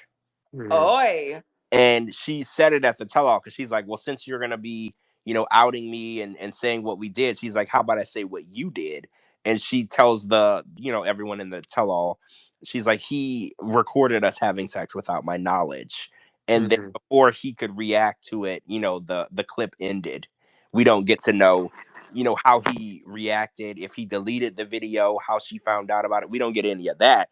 But I just wanted to ask you, Coco, Mhm. if a guy was to do that, what would Oh. you do? Because that is such Cut a his balls off? She would put it on OnlyFans. No, I cut his fucking balls off. I mean, I think that see, I'm the type of person where as long as everybody is consenting and they're having fun, Yeah, be keyword consent. right, be as By the way, yeah. By the way, I was gonna say, Keyword. I mean, I don't know if you guys remember Hunter Moore. yeah, yeah. I know I you got. do, I do. So I was one of the girls that got leaked. Wait, you Okay. were on Is Anyone Up? Yeah. Seriously? And I had an ex. Yeah, I had an ex. The only guy I ever dated my own age, by the way. Yeah. Um, Is he the and one that he submitted cut. you?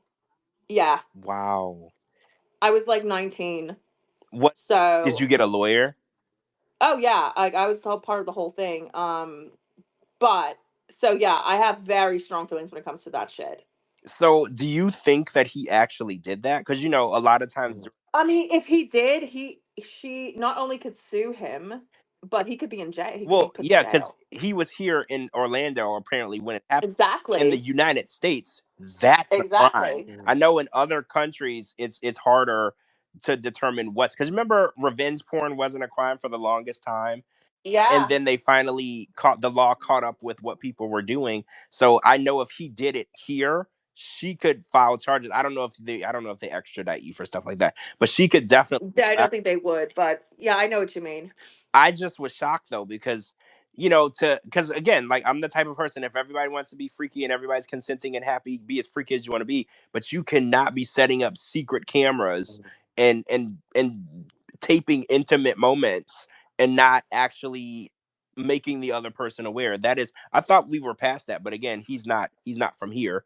I don't know if that's what they do over there in Croatia. I don't know if you don't have to tell the women, what you're doing or whatever, but I thought that Right. a huge, huge violation. If that's really what happened, that's really what went down. That's a humongous, violation. So again, we haven't Yeah. heard side of Yeah, this. like again, we don't know the full story, and I'm not trying to like belittle it or downplay it. But this was Right. one of the in my earlier comment. That was, my bad, Coco. That was a dumb joke. But one of the comments that we were saying, people were saying in the comment section were like, how come Vanja was like still excited after if that went down? How come Vanja was like still trying to see him?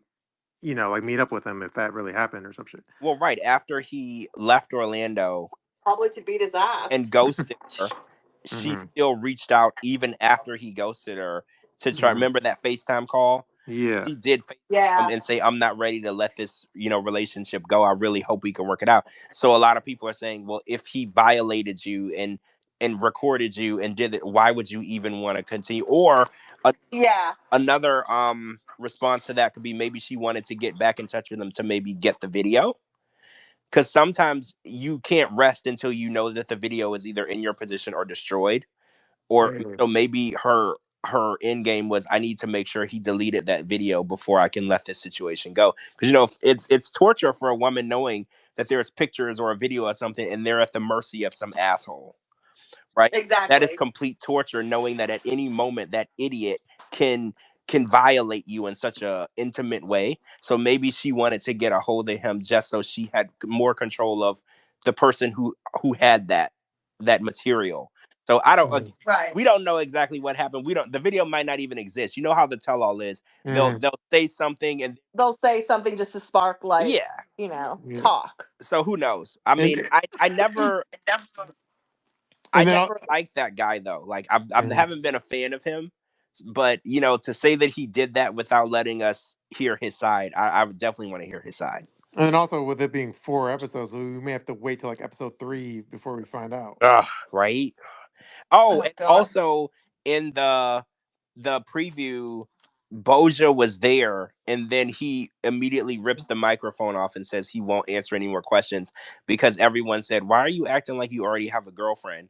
And then instead of answering it, he rips the mic off and says he has to leave. So I'm almost positive he was in a relationship with somebody else, right? It has to be Yeah. that. What else could it really be? He's living with his mom and his aunt. He ain't got no job. A woman comes to see him and he acts like she has the plague. What Mhm. else? What could it really? Yeah. Yeah.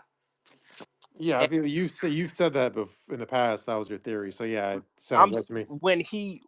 when they asked, they're like, well, the way that you were acting, you're acting as though you're worried about how this would look. Like if there was someone who was going to be watching this, who's holding you responsible, which would be your girlfriend. And then once they said that, he got up and walked away. You know, Hmm. so I'm pretty sure that's what was going on. And I think what Vanja's not telling us, my theory is she was sending him money because he's an unemployed dude living with his mom. So I think that he played her as long as he could play her, but he had a girlfriend the whole time. And I think the girlfriend might have knew about her.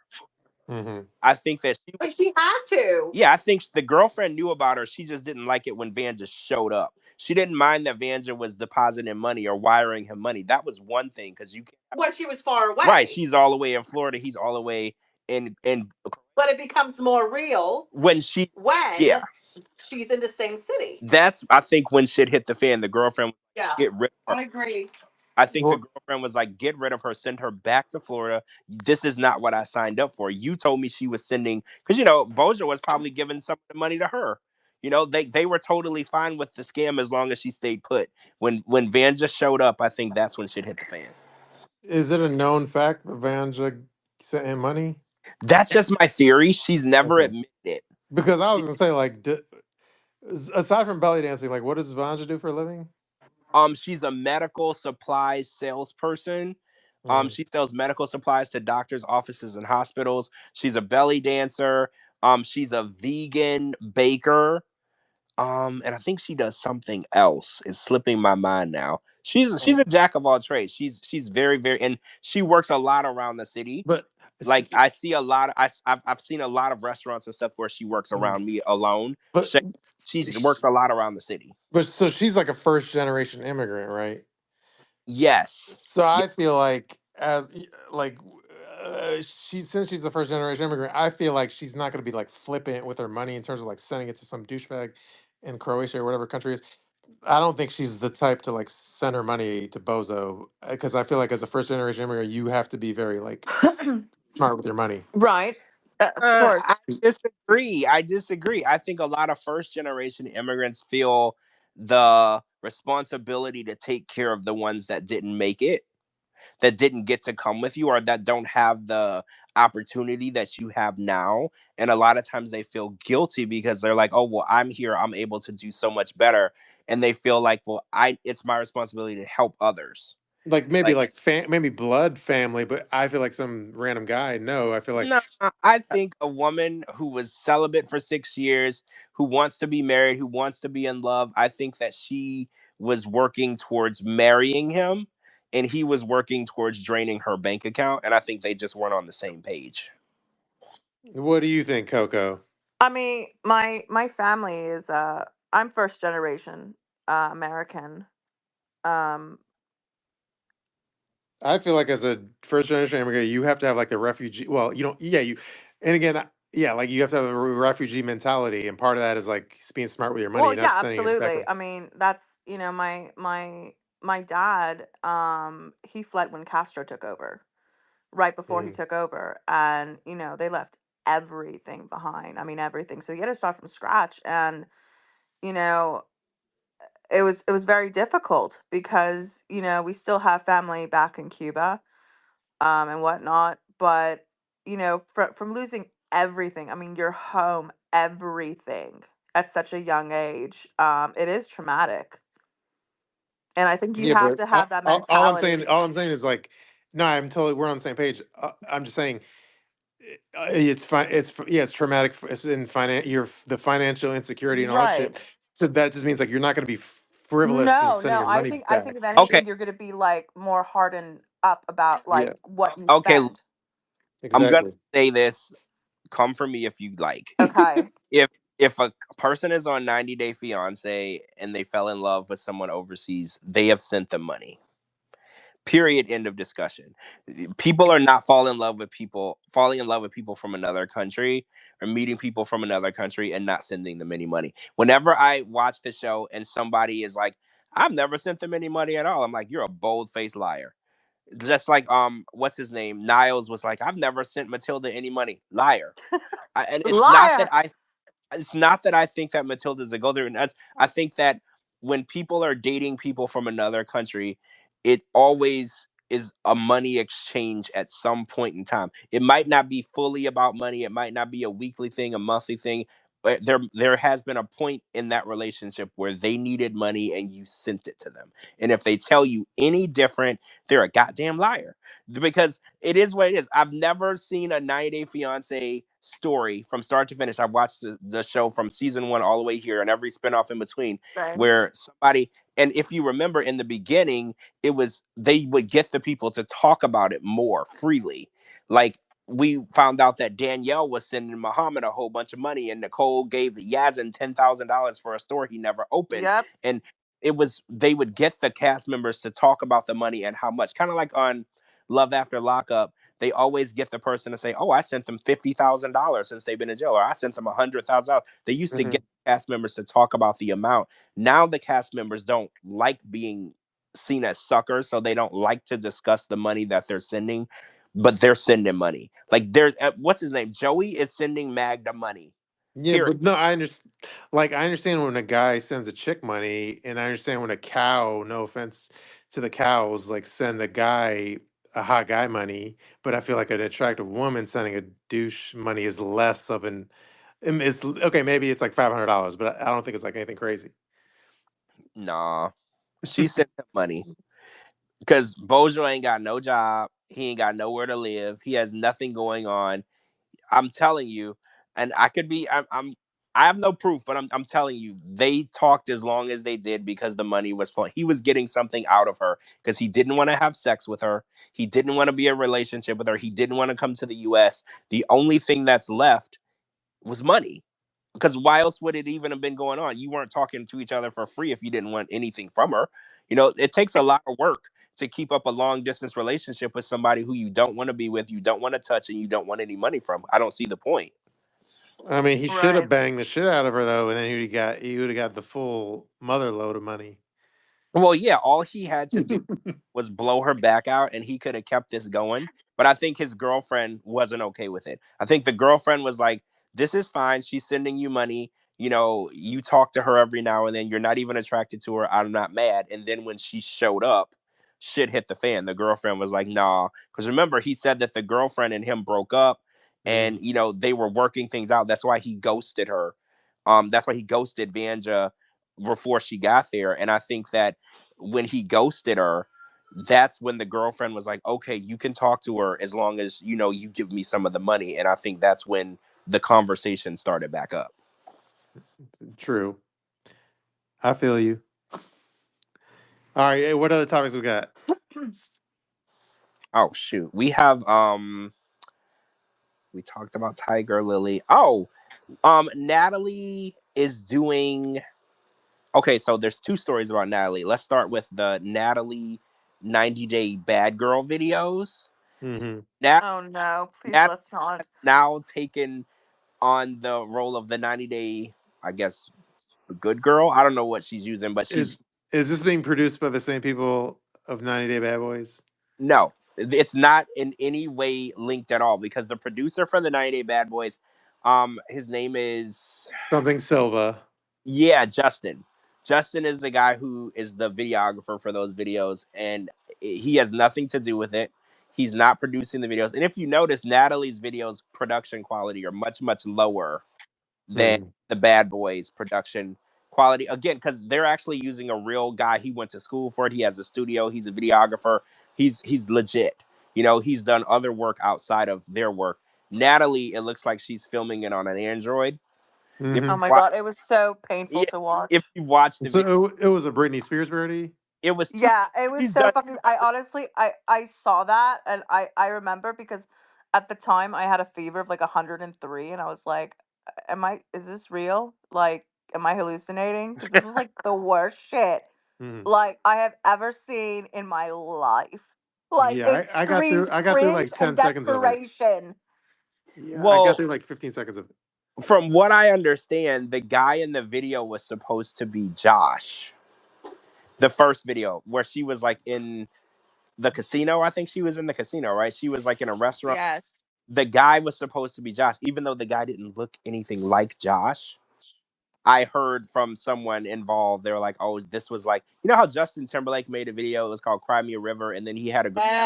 Yeah, Yeah. It was supposed to be supposed to like a Yeah, yeah, the a slap Timu shot of Britney. Britney. yes. So supposedly this was Josh, and it was oops, I did it again, and she's now insinuating that she had Josh chasing after her, which is laughable because we all know that Josh hasn't been chasing after her this whole time. She's been chasing after him.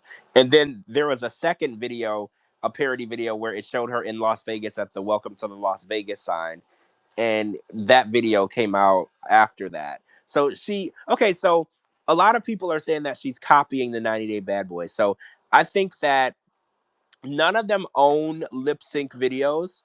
That's been going on TikTok for like what 4 or 5 years, 6 years. None of them own that. But do you think that the 90 Day cast members doing these parody videos, lip sync videos, how do you feel about it? Do you want to see the 90 Day cast members doing these type of videos?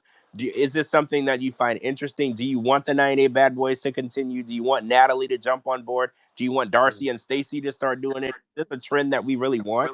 No, like No. it cringes me out, and I could watch like 5 to 10 seconds of it, and then I gotta like turn it off immediately. Really? So even the 90 Day Bad Boys, you think you're over that stuff? uh, the 90 Day Bad Boys, I dislike. Well, I'm trying to remember. So it's less for the people at home. So, but now I do remember. But it's like Josh, Rob the Knob, and Jamal or whatever. Right. But so like out of those three, there's probably only one that either I haven't blocked or they haven't blocked me. So What? anyway, Wait. Josh, Jamal, Rob, only one of them doesn't have you blocked. Why? What happened? Rob the Knob blocked me because we've talked about this before. The chick, I don't remember her name, Morgan, whatever fuck her name is, the one that sits on balloons and cakes and shit. Oh yeah, Mason. Jordan. Jordan, yeah, we've already had this conversation, but like I posted something that was probably goofing on Rob the Knob, and then Jordan sent it to him, and as soon as literally the second after she sent it to him, he blocked me, and then I got pissed at her for sending it to him because it's not like he was tagged on it, and then I blocked her as a result. So that's why Rob the Knob has me blocked. And then Jamal Eh, probably blocked you, right? Well, I think the Jamal thing that goes back like years now, and that Oh, was you already know about all this, but like I think I initially blocked him just because like he was being underhanded and trying to like he oh, I was know. remember like I sent a Yeah, meme to him. He didn't find the meme funny. He I sent it remember. to George to try to like rat me out. I sent him an offensive meme or something, and then I just found it like you don't have a sense of humor, so I blocked him. Oh, so Josh is the only one that doesn't have you blocked. And that they, again with all these people like unless I check it. Let me. Do you know what Josh's handle is? Is like Jay It's Weinstein or some shit. Josh. Wait. Hold on. I gotta look because you're right. It's not Josh. I think it's Jay Weinstein. Jay. Okay, so yeah, Josh does not have me blocked, but I don't. We don't follow each other. I just Oh, checked. so one of them. Yeah, so out of the three, there's one that doesn't have me blocked. So now you see why I hate the 98 Bad Boys. It's Okay, not from them being douchey. I understand it now. Now it makes sense. And then Natalie has me blocked for no reason other this. I feel like the same. Whoever told Angela to block me, whoever told Asuelo to block me, probably the same person that told Natalie to block me. Wait, Natalie has you blocked? What? Yeah. What is happening right now? Again, it's like I've never like interacted with Natalie. A lot of these people block Right? me without me even interacting with Never, them. I've never seen you and Natalie interact on Instagram in my life. You Like know, I literally. feel like it's almost like a starter kit. It's like here's your starter kit for 2024. You got to block Shabooty. Okay, Natalie. Oh, she doesn't have me blocked. Look at that. She doesn't have me blocked. Hmm. Okay, okay. I thought she did. I've been talking shit about her for years. So Yeah. sometimes when I see somebody pop up on my timeline, I'm like, "Ooh, you didn't block me? That's weird. I thought you would have blocked me by now." Hmm. But yeah, I think all those parody things are cringy. I understand why they do it because it does get a lot of traction and clicks and views and more followers and shit. But I just find it like douchey and like trying too hard and not original and not. I don't know. Again, it's not like showing their own talents. It's just them Well, lip that's what I lip was syncing. gonna say. If the 98 Bad Boys recorded actual vocals and did cover songs, that Hmm. would be a little different, right? Because Yeah. Cara, Leona, she did a bunch of covers of Christmas songs all throughout December. Like every day, she did a different Christmas cover, and Hmm. showcasing her actual vocal ability. Hmm. But when you go and you just take Boys to Men's vocals and pretend you're singing over it, you're right. Yeah, and then you're wearing like your shirt off and shit or no Right. shirt. You know, it's not really showcasing any talent. And I think that's the biggest issue with the reality TV world is a lot of people are like, "Well, what talent do they have?" What talent? Cuz that's what the biggest issue with Kim Kardashian. They're like, "Why is she famous? Why is she where's the talent?" And I think people are like, "We want to be impressed by your Mhm. talent." And there seems to be a lack of talent when it comes to the reality TV stars. And I think these parody videos, they're cool, they're funny, but it's not really showing us a different Mhm. side of you. Yeah. It's showing us a hidden talent. By the way, this wasn't on our topics list, but so I know like Jamal and Usman were going back and forth. But my question to you, George, is like, did assuming you saw all those posts, did to me that just struck me as like WWE, like a WWE fight. How did it strike to you? Well, okay, so I got tagged every time Usman posted something, he tagged me in it. So Hmm. I didn't really know that they were fighting until I started getting the tags. And then I went and saw what Jamal said. Okay, so background. Um, this is no one knows this, but when this fight happened, Usman and Jamal had just had a conversation on the phone like a few days prior. They were talking. Well, I don't want to put anybody out there. Someone was talking to Usman, and then Jamal happened to be around. They started, and they had a conversation, and they kind of called it truce, Hmm. which is really interesting. So when this fight broke out, I was really confused because I Hmm. had found out that they were talking. They had actually unblocked each other on Instagram, and I thought things were moving in the right direction. And then a few days later, Usman tags me in this post of him, going off on Jamal. And then I go and I look at Jamal's post, and I'm like, what the hell happened? I thought y'all were fine. Because, they were never fine. So this conversation where they basically called it truce, they unblocked each other. And then a few days later, all shit hits the fan again. And Hmm. I think it's crazy because Usman and Kim haven't been a thing in years. There's no reason why Jamal and Usman should even be having a conversation, right? Like they shouldn't even be linked to each other in any way. They have no reason to be talking to each other or fighting with each other because Kim and Usman are on a thing. Why is Jamal talking to his ex stepdaddy? Like there's no reason for that to even be going on. So I don't know I mean, I know what caused it because Jamal was doing a what do you call it? The question and answer on Instagram, and somebody asked him, or he said, "What do I do if an apocalypse started?" A fan writes back and says, "Play them Usman's music. That'll send them right back into hiding." And Jamal reposts it. Jamal didn't actually say that, Mhm. what someone wrote into one of his question and answers. He reposted it, and Was it a zombie apocalypse or what? yeah, zombie apocalypse. Okay. And in my opinion, I haven't talked to Usman since this happened, but in my opinion, I think Usman thought Jamal said it. Hmm. You know how you repost something and it's somebody else's And comment? then and then I know Usman posted like a video of Jamal that made him look stupid or something. Yeah, it was Jamal dancing Dancing. Usman's music, which that video is like 2 years old, by the way, if not older. I remember Mhm. that video was taken actually. Super old. I just think it's ridiculous. Like honestly, because there's no reason why these two people should have an issue with each other. They're not even linked together anymore. Kim and Jamal aren't a thing anymore, or Kim and Usman aren't a thing anymore. And Jamal and Usman, they've never been okay. So I think it's crazy how they literally Yeah. had that conversation. They unblocked each other, and they have been blocked for years. Yep, I think Yeah. Usman was when he was going at Jamal. He was also like I don't know if I was tagged, but I think I was on one of the like subliminally tagged or something because I think he wanted me to share his post goofing on Jamal, and I didn't post it because even though I do like Kimberly at this point since that's her bestie, like if anything Jamal related, I never post because like my biggest diss towards someone is to never talk about him ever again. So I don't post Jamal stuff. Period. Well, I didn't repost it either. Hmm. Like he kept tagging me, and I knew what he wanted me to do because Jamal blocked him. So if he tagged me and I reposted it, Jamal would see it. I hate it when people try to use me. Like I'll get a DM Hmm. and they'll be like, "Hey, you should post this for me," and it'll be like a cast member and they want me to post it, but it's like it's because they want someone else to see it, someone that they know follows me, but they block them or they're blocked. And it's like that shit irritates me too. It's like if you want to fight with somebody, pick up the phone and call them. Like, don't use me as your like in between person. Oh yeah, like, they probably know if if they're blocked and they post it, that person won't see it. But if you repost their story, they'll probably see it, but based on Yes, your repost because they follow you, but they have that or the person blocked. yeah, you would be surprised how much this happens. It's all the time, and people want to put me right in the middle of their Mhm. friend feuds or frenemy feuds. Like, leave me out of it. True, but yeah, that was a random little side topic. Yeah, that was an unexpected little feud. It was a little alcove.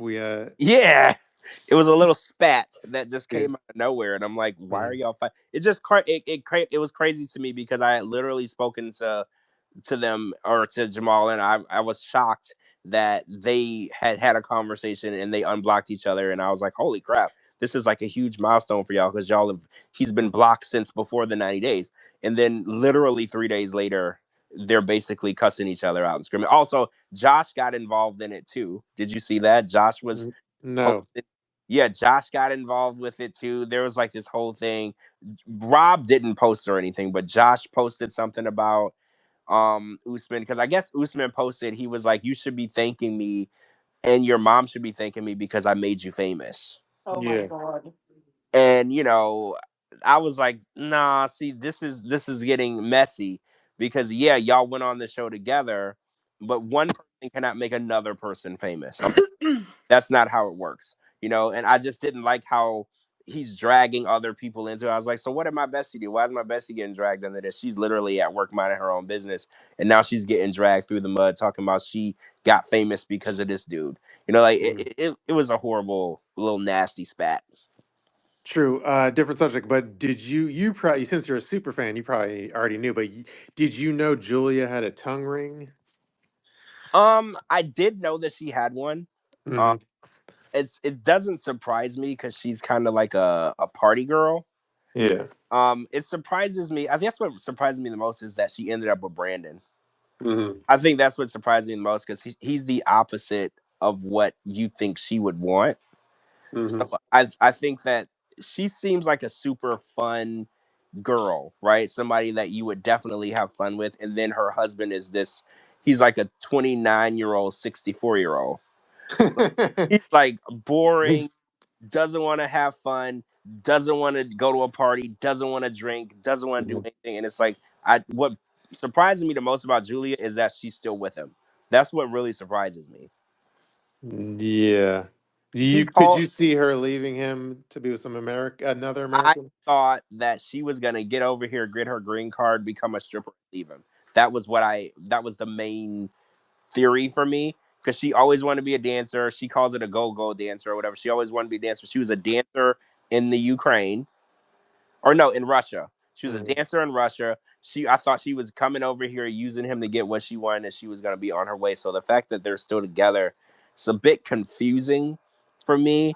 Kind of like Gino and Jasmine, how long they stayed together was very confusing for me because I just didn't. I had a different theory. It didn't make sense to me. Obviously, Jasmine has moved on, but she stayed with him long enough, to get what she needed. But Julia, it doesn't appear that she's trying to go anywhere. It seems like she's happy because it's like Coco staying with a 22-year-old. It just doesn't make sense, right? Like Mhm. that's how I feel like with Julia and Brand's. Like, why is she still there? I don't get it. Yeah, in Coco's case, if it doesn't make elder care, it doesn't make sense. Not a lick of sense. Coco is like, if he's not on oxygen, I don't want him. Mhm. This is true. If he But, don't got an IV and oxygen, I'm not but interested. do you think Julia feels like, oh well, Brandon is my ticket to be on TV, so as long as I stay with him, I'll still stay being on TV. So I'm gonna stick it out, suck it up and stick it out. It could be. I think that if I don't know, I don't feel like she's a strong enough personality or character in the 90 Day universe where she could be on her own. Like you notice how Mhm. when Ed and Liz broke up, Liz was strong enough to carry on a storyline on her own.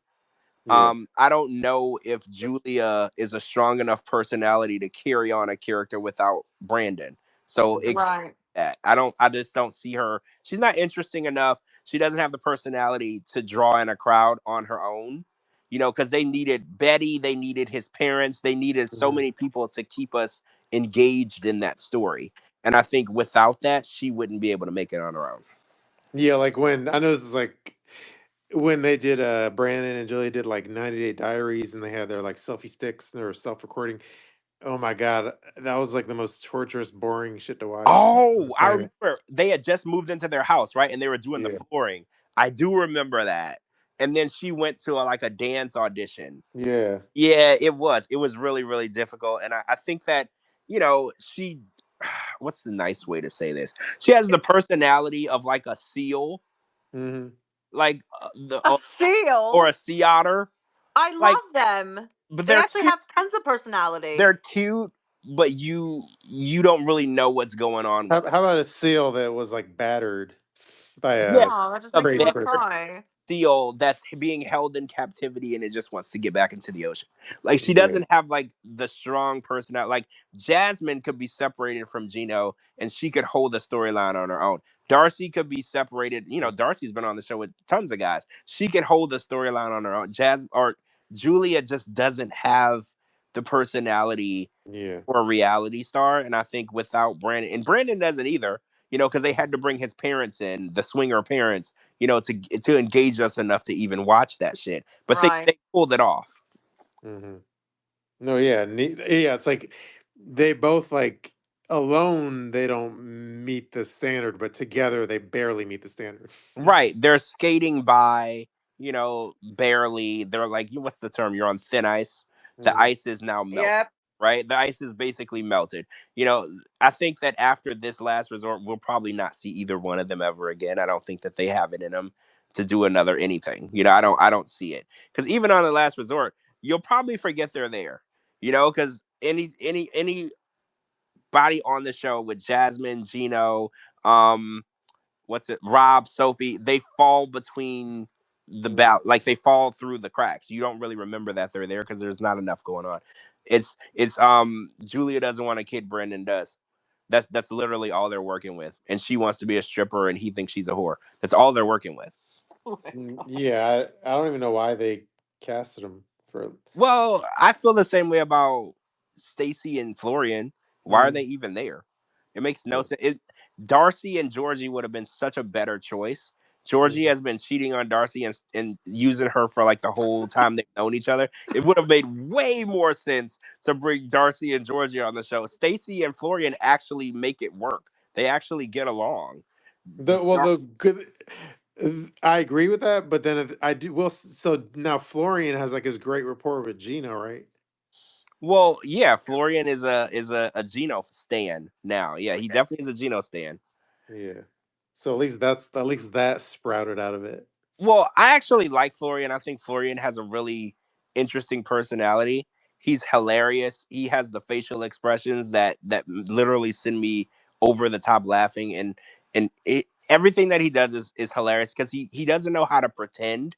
Hmm. So he looks at people the way that his mind reacts. You know how Coco, you know how when somebody's overreacting and you're looking at them in your mind like what the hell is wrong with you, but your face is Yes. normal. Florian doesn't have that. Florian looks at you what the hell is wrong with you, and his face is also saying what the hell is He wrong with has like no filter, I you. feel. Yes. Yeah. Hmm. He doesn't know how to predict. Like if somebody says something to you and you are supposed to delay your reaction, he doesn't know how to delay the reaction. He's just gonna look at you in the reaction, and I think that's what makes him good TV. I don't think he has a personality at all. I think it's 99% facial expressions with him. Yeah, he doesn't know.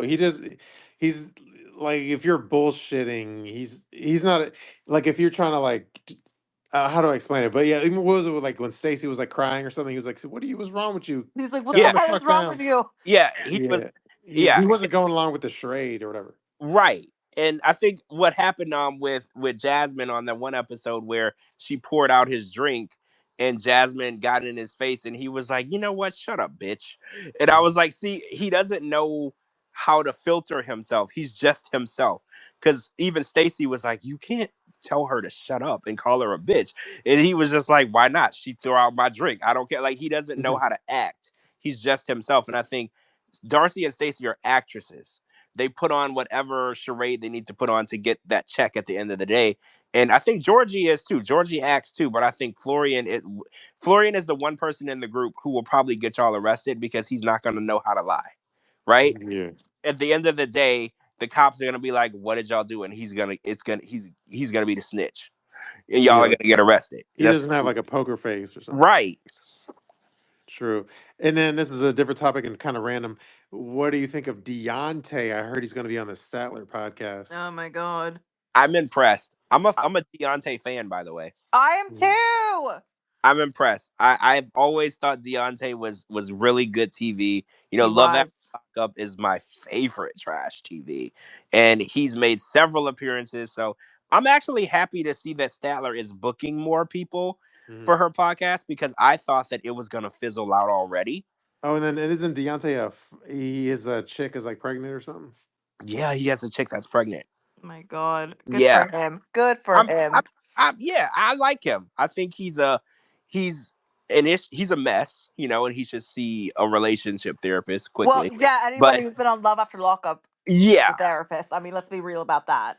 he's I mean, definitely in need of a little bit of guidance, right? A little bit of guidance. I mean, any guy who I love is Love After Lockup, by the way. I'm actually watching season 3 just because that's what I do when I'm sick. And I gotta tell you, like, I miss the original Love After Lockup. Like, I but just like feel like compared to now, it's like the stories are just all bullshit. but like the part of Deontay that I have a hard time getting over is like he wasn't embarrassed about his like junior sex doll thing. Oh yeah, he wasn't. Like he was Oh, proud of Yeah. it and he was like, "Yeah, I washed in the dishwasher." Like if well, that was me and like people knew about that, like I would be so mortified. he felt like he was like, well, why would I be embarrassed? Because this is showing her that I'm not cheating. You know, because it's a doll, a sex doll. I mean, any normal person is going to have reservations about featuring their sex doll on TV. Any Sure. normal person that has a sex doll is going to be like, well, we're not going to show that, and we're definitely not going to talk about that. But the fact that he would get it dressed and get it ready and for the Mhm. camera was crazy to me. And then And the I That was was funny part, hilarious, the funny part honestly. too, it wasn't like a fancy like life size doll. It was like a mini like handheld one, well, it was like a wait, like a a torso, right? It was like a yeah torso with no face, but it yeah. had like yeah, which uh, What was the name of his chick at during that time? Lindsay. wait, Was it? Lindsay? No, I don't think it was Lindsay. I think he was with Lindsay, but there was a chick he was with before that. Oh no, yeah, that was oh my god. I don't know, but Oh, he she called it was like something. blonde and He she called was it like something really junior. ratchet. But he called Yeah, the torso like something yeah. junior. He named it after her and called it Junior. Yeah. And he was like, so she should be happy because she knows I'm not cheating. And she was weirded out by it as any normal woman would be. She was like, that's totally strange and I really don't want to talk about it with him. Like whatever he's doing with that thing, that's weird. And I was like, I need that type of confidence that you can walk into a room and bring your sex toy with you and not be embarrassed. Like I need that type of confidence. And show the I don't camera think it exists, George. and show the cameras how you wash it in the dishwasher. Yeah, it's like a normal thing. It's like, oh yeah, I put it in the dishwasher. And I was like, with your plates? I was like, what do you Like mean? you'll be over there like for lunch, you'll be like, Deontay, how come my peanut butter and jelly is sticking to the plate? Right? Like, can you imagine the weird taste and smell of his like kitchen flatware and plates? I'm pretty sure your bodily fluids and sex toys are not supposed to go in the dishwasher with your plates. And even if you run it like separately, I Mhm. feel like the water and stuff it's still in there, Yeah, right? Like like I the feel How would you spunk, know that, George, if you haven't tried it? the spunk buildup is in there somehow. right. It has to be. First of all, ew. Second of all, there's no way. The only thing that's ever gone in my dishwasher are dishes and plates, forks, and cups. Nothing has ever gone in my dishwasher. And Mhm. also, Coco, Yes. what is the proper way to clean a sex toy anyway? What are you Um, supposed to do with with with you know, it? Do sex you play like soak cleaner. it? Do you like put it in the sink and soak it? Like, what do you do with it? Are you Well, are you asking about like a male sex toy or a female sex toy? Oh, ooh, see, right. can I have a an 80-year-old sex toy? See, that's a good point. I didn't realize the male and female are way different. Mhm. Wait, so the female would be a dildo, but Mhm. then a male one is like Would one be like a fleshlight. fleshlight pocket pussy things, right? Yeah. Yeah. Yes. See, I feel like those, since they're like enclosed, I feel like those are like a germ harbor, right? Like, Mhm. how could you really know if it's clean? See, now I'm disgusted And thinking. then you know how like most guys are like slobs, so it's like after they blow their load, they're probably not like, oh, let me go clean this immediately. It's more of like, oh, let me go chill. Oh, that's Oh just my God, that's even worse. that's even worse. Now I'm worried. I Can hope you imagine? I hope Statler asks these really hard hitting questions that we would ask. So wait, can you give yourself gonorrhea from a pocket pussy? I'm I'm just can you give yourself an STD? Like now I have Mm, questions. Cuz like I what if don't you're know. not cleaning your toy and then your toy in turn gives you an STD? So you in turn give yourself an STD or is that I is don't that not how science works? That's mm, probably not how science works. But I don't no. know. It probably wouldn't be an STD if you're just by yourself, right? That's true. Sexually transmitted disease means you have to be with another person. You're right. You're right. You're right. So that's true. True. But I'm pretty sure if you don't properly clean that stuff and then Yeah. you keep using it, you're gonna do something. Like Yeah, you'll have issues like some yeah, sores and shit. you're gonna get, or maybe you'll give yourself like what's the bumps on it? What is that? Herpes? Isn't that the bumps, or is that a But S? No, that's that's sexually STD though. too. You know Yeah. what? Never mind. I don't know enough on this. Maybe you'll get some mold or something. Yeah, I'm pretty sure there's something you can give yourself by not True. cleaning stuff. True. Well, I hope Statler asks him about his sex toys. Otherwise, she needs to go back to the Well, question writing drawing board. Statler needs to stop putting her podcast on the pay site. Mhm. No, or maybe people are paying. Do you think people are paying to watch her podcast or listen to her podcast, or do you think that she's putting it out there and no one's actually listening to it? That's No, what I gotta check into what's free and what's paid. But as far as like Spotify, she has a lot of ratings on Spotify or whatever. does she. Yeah. See, this is But interesting. But I yeah, but I would like yeah, I don't know the whole deal, but I definitely feel like before she, because I know when she initially launched, it was all like behind a paywall, and like if I yeah. was her, I would have at least done like I don't know how often her shows are, but like I would have done like several shows for free, and then maybe do the paywall Well, afterwards. yeah, you can't get people to buy something and they don't know what they're buying. Like you have to release something, what's the thing where the drug dealers the first hits for It, free, right? it's like a So foot in the door sales It's like a technique. yeah, little bump. Right. You give them so you know what to expect. Or, if you get a really cheap hooker, she might do the hand job for free, but if you want anything else, you got to pay. So Mhm. you got to give Exactly. you got to give people something to work with before you're like, pay me. Because it's like, well, what are my expectations if I pay you? I don't know what to expect. You got to release at least a couple of episodes, a pilot. Isn't that what they call a pilot, Coco? You give everybody the pilot, and The then if pilot people is the like It is first. The no. It's pilot called is the first the episode. sizzle reel. It's called a sizzle reel. the sizzle reel, that's what it is. Yeah. People like the sizzle reel, then they know what they're getting into, right? Exactly. Yeah. But Because like, oh, here's a random question though, because I know she like interviews, reality stars, but like, so like people from all walks of life, meaning all the reality shows. So then my question would be, so if let's just say like Love is Blind, Big, I don't know if she does like Big Brother. I'm just thinking of random shows, but like, does that? But I feel like to be, if but my question would be, so did she watch all those shows? Because like to be a good interviewer, wouldn't you have to like see all those shows? yeah, you do. You can't interview people from shows you haven't seen. Isn't that kind Mhm. of what Sean Robinson be doing now? I feel like Sean Yeah. Robinson doesn't always watch 90 Day Fiance, so she doesn't know what to say. You have Yeah. to know who these people are, what their impact does on the show. Were they a villain? Were they good? What happened? Mhm. So that is a good question because Statler had said before that she wasn't even into reality TV. Remember, she said that Mhm. before she did the show, it wasn't even her thing. So you would think she's at least watching these shows before she brings the people to be Yeah. interviewed because she's gonna look like an idiot. You can tell if the interviewer doesn't know Mhm. the content that they're talking about. You can tell. Y'all ever watched a Barbara Walters interview? Y'all remember Yep. Barbara Walters? She was Mhm. always interviewing people she knew nothing about. You remember that? She would Mhm. interview like a super famous person like Nicki Minaj or Mariah Carey, and she had no idea who they were. And that's kind of how she's gonna Yeah. end up looking. You don't know who these people are, so you're asking them mindless idiot questions that nobody is gonna understand the link to. Yeah. So I'm curious if she's watching the shows or not because that's a lot of watching. And then the other thing is just like, and again, I'm Team Sattler and all that, but otherwise we wouldn't be talking about her right now.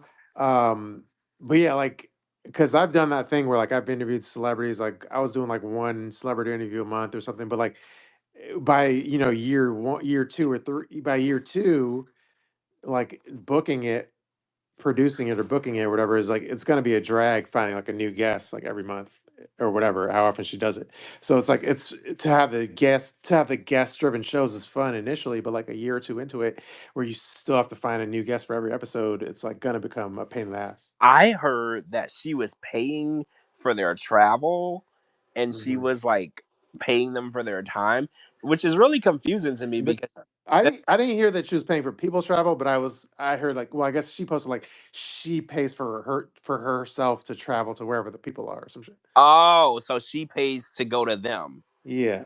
And I was like, well, that was weird to me because if you're just starting out on a podcast, you're probably not going to be monetized or making any money yet. So it was weird that she was already having all these expenses in the beginning. you know Hmm. usually you don't start working with a budget for like a year or 2 3 years down the line. That's because you have to build your audience and build your ad revenue and stuff like that. So it was weird that she was doing it backwards because I was like, this isn't a good business plan. You're traveling to all these different people to do all these interviews and you're putting yourself in debt in hopes that someone's gonna pay to listen to the podcast. Like but again, she is the person who moved overseas to live in a van with a chick that she didn't even like. So Hmm. it's not like she's like got a huge record of making good decisions, right? Like she doesn't have a Yeah. track record for that. Yeah, like if I was giving her advice, I would say find like a really entertaining co-host, like find a George Mossy type, and like build a show around like you and your co-host or one or two, whatever, that are really funny and entertaining, and then like just build it that way because then you're not. I think we already had a discussion, but I think Sarah Fraser said that to you, George, or something back there, somewhere. Like make a show where it's like not you don't need a guest to have like a Yes. poppin' show, basically. Yes. Sarah, she gave me that advice when I first started. And I absolutely love Sarah. She's the queen of podcasts, and she's so intelligent. And she was like, build a show that people will listen to, just you, no special guests, no Mhm. celebrity guests, not just you. And she's like, once you do that, you have the foundation to build something huge. But she's like, if every time you go on, if you're missing a celebrity guest, nobody wants to listen. She's like, you're not going to have anything to build from. And I think Statler is doing the opposite. She's selling, you have to listen to my podcast because every time you hear it, it's going to be this huge, big name celebrity guest Mhm. talking to me about this, this, and this. And it's like, you can't always guarantee it's going to be a Tom Cruise show. You know, you can't Mhm. always guarantee that. I remember when I was in New York, and we were at Good Morning America, and I don't remember what I was doing, but I left the Good Morning America show and I went to the Wendy Williams show, and I was really excited to be in the audience of this show, the Wendy Williams show, and I got there and it was like it wasn't a Tom Cruise show. They didn't have any good guests. I didn't know who the hell anyone was. It was horrible. But I was like I was still happy to be there, but I was like every day can't be a Tom Cruise show, and I think Statler is trying to sell people that it will be, and it's going to blow up in her face. Yeah, it's like I've been there and like it's fun, but eventually, like after a year or two or something, like you'll eventually hit like it'll be such a drag. You'll hit like a dead end where you're just like, oh my god, this is exhausting. Like trying to be the producer of the show and the host and trying to find the get book the There- guests. Yeah, and also Statler, Zoom works. Hmm. You don't got to get on an airplane and go to every guest. Zoom works until you get to that point. You know, you Hmm. might, if you can build your podcast up to that point where you can fly people in or you fly in, that's fine. But Zoom works and it's True. free. If you really want to talk to that person, I know it's nothing like an in person situation or conversation, but sometimes you gotta get in where you fit in. Hmm. And you know, if a huge name person agrees to come on your show and they just can't physically be there, put them on that Zoom. Put them True. on the Zoom. It still works. It still flies. That's how that guy whose name rhymes with Bates was talking to Liz. Right? Exactly. Exactly. No one goes out to I think he's in, where is he? New Jersey. No one goes out to New Jersey to go on his show. He just puts everybody on the video, and it works just as fine. There's no issue. I actually think the Zoom, because when you never notice when you watch an in-person interview, the cameraman always is focusing on one person and not the other, and then you can't see the facial reactions of everybody. Like it's Hmm. never one shot. They're showing one person and then you can't see the other person. I don't like that. I either need to see both people's faces or no faces at all. Hmm.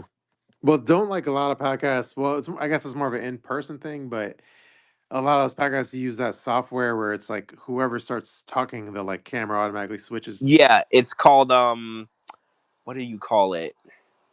Um Highlight. It's like speaker highlighting. Hmm. Where the second you start talking, it focuses on your face.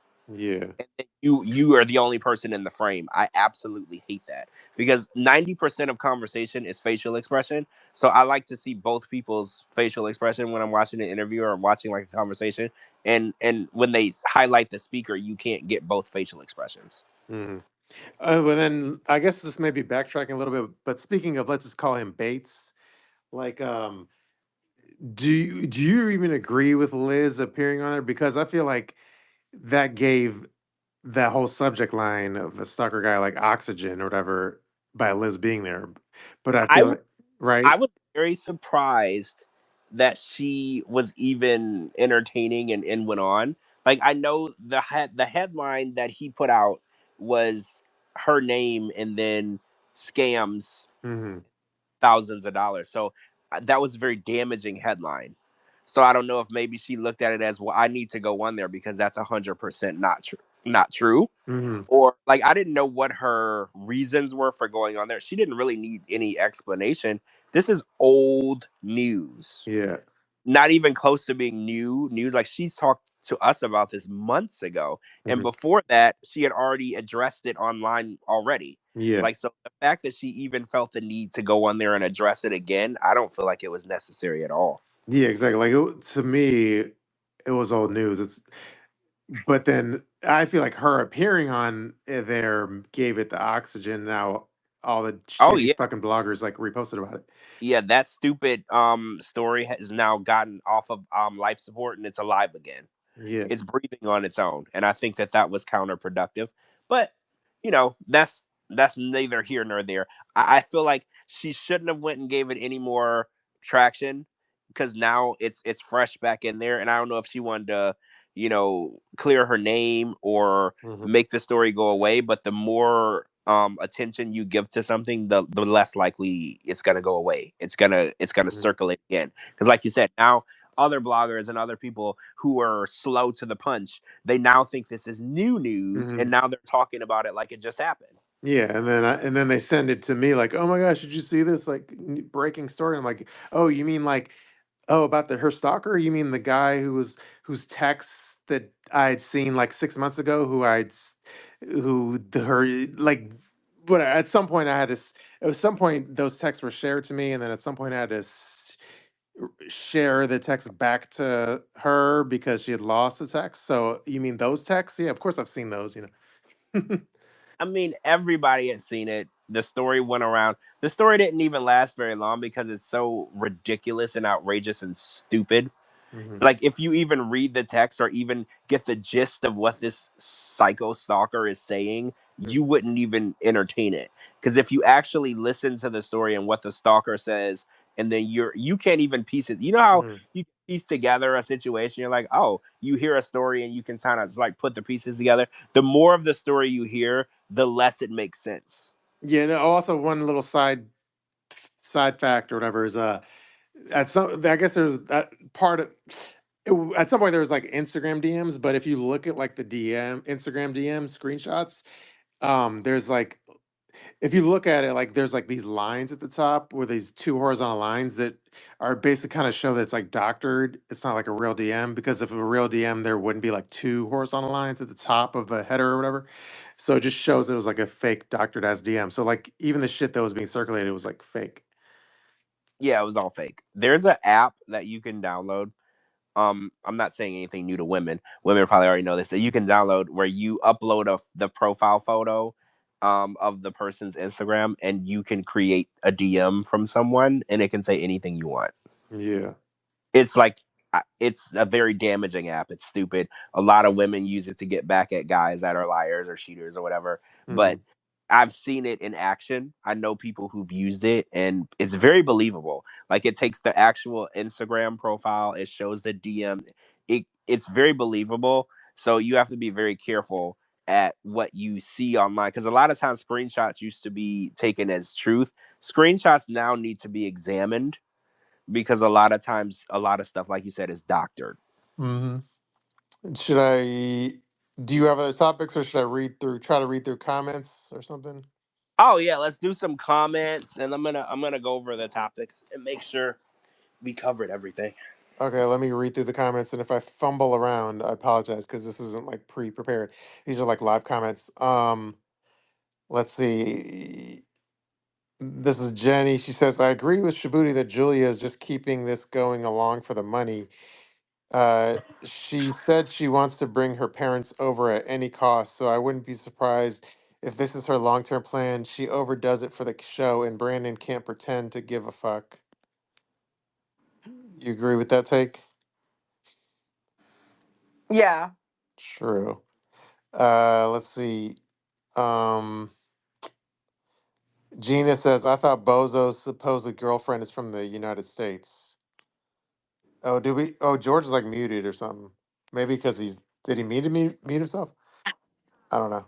George, you're muted, but I don't know if you meant to mute yourself or not. Anyway, I'll just keep reading. George, you there?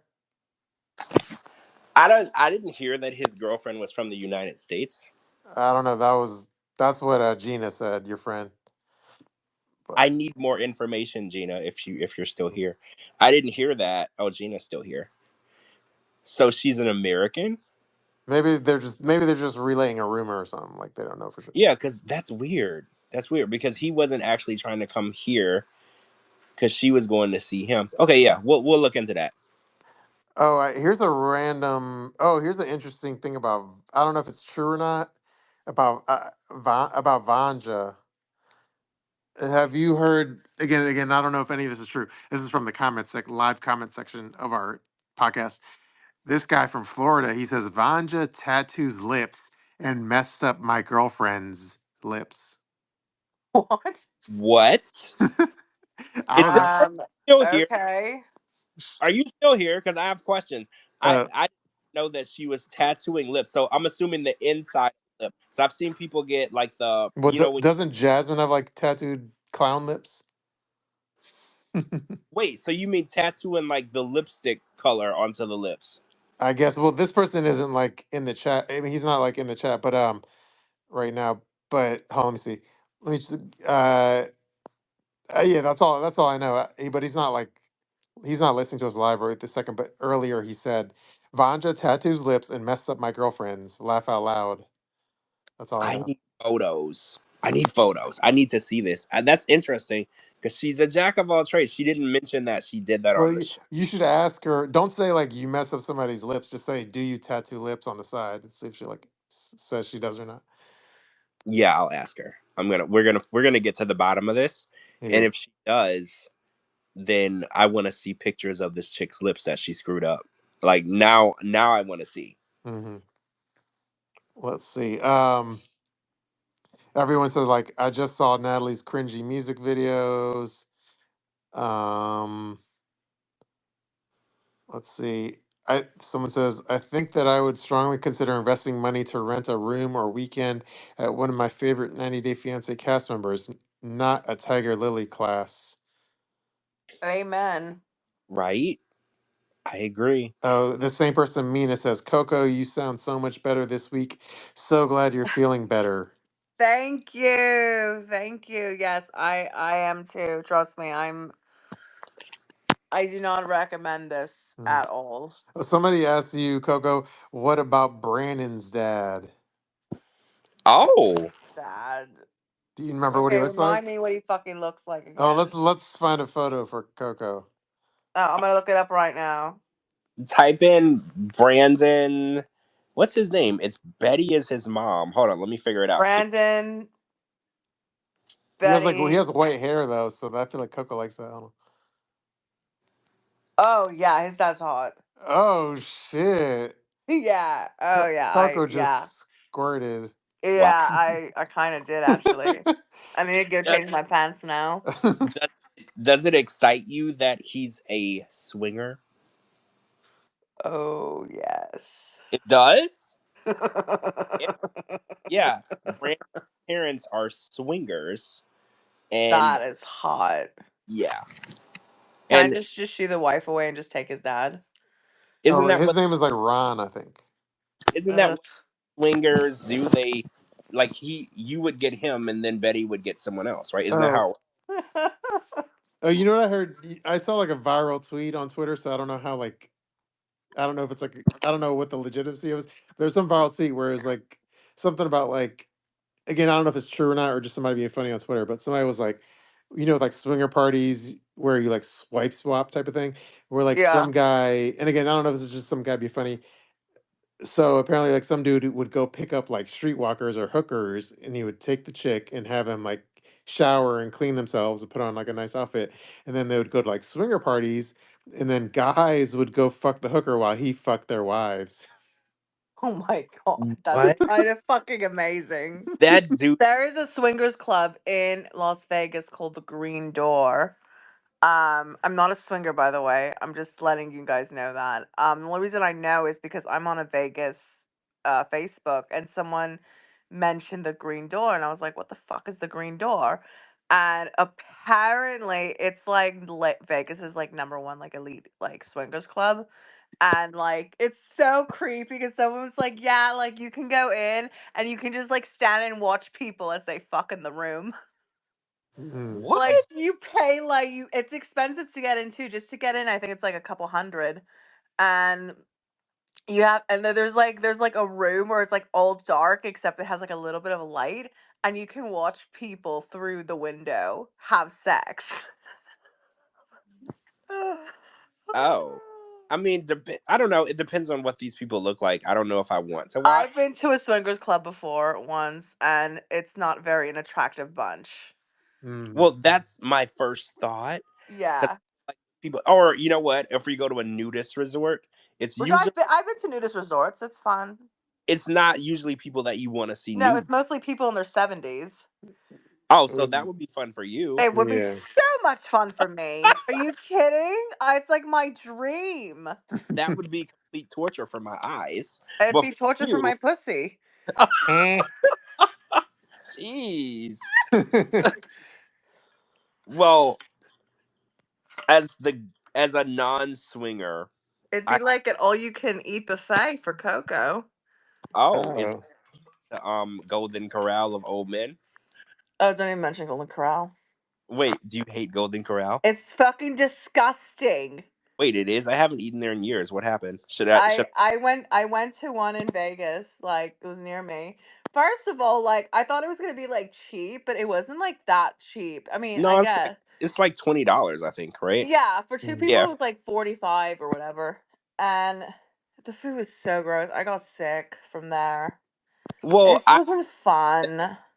I heard that like health code violations. Allegedly, most of them are very unsanitary, is what I've heard. Yeah, it was just Mm. like, and the kids were going in there and they were just like touching all the fucking food, and I was like, I'm a germaphobe now, so that did not go well with me. I was like, Well, oh, I can't do all you can eat buffets anymore because of I like love all you can eat buffets, but yeah, I get it. It's it's too dirty, and I've seen people like go with their same plate and then go put more food on the plate and then it'll touch the plate, and yeah, I'm a germaphobe I'm a too. total So germaphobe too, so that's why I was like, and like it was funny because Steve took me, and he's like, okay, you have your choice.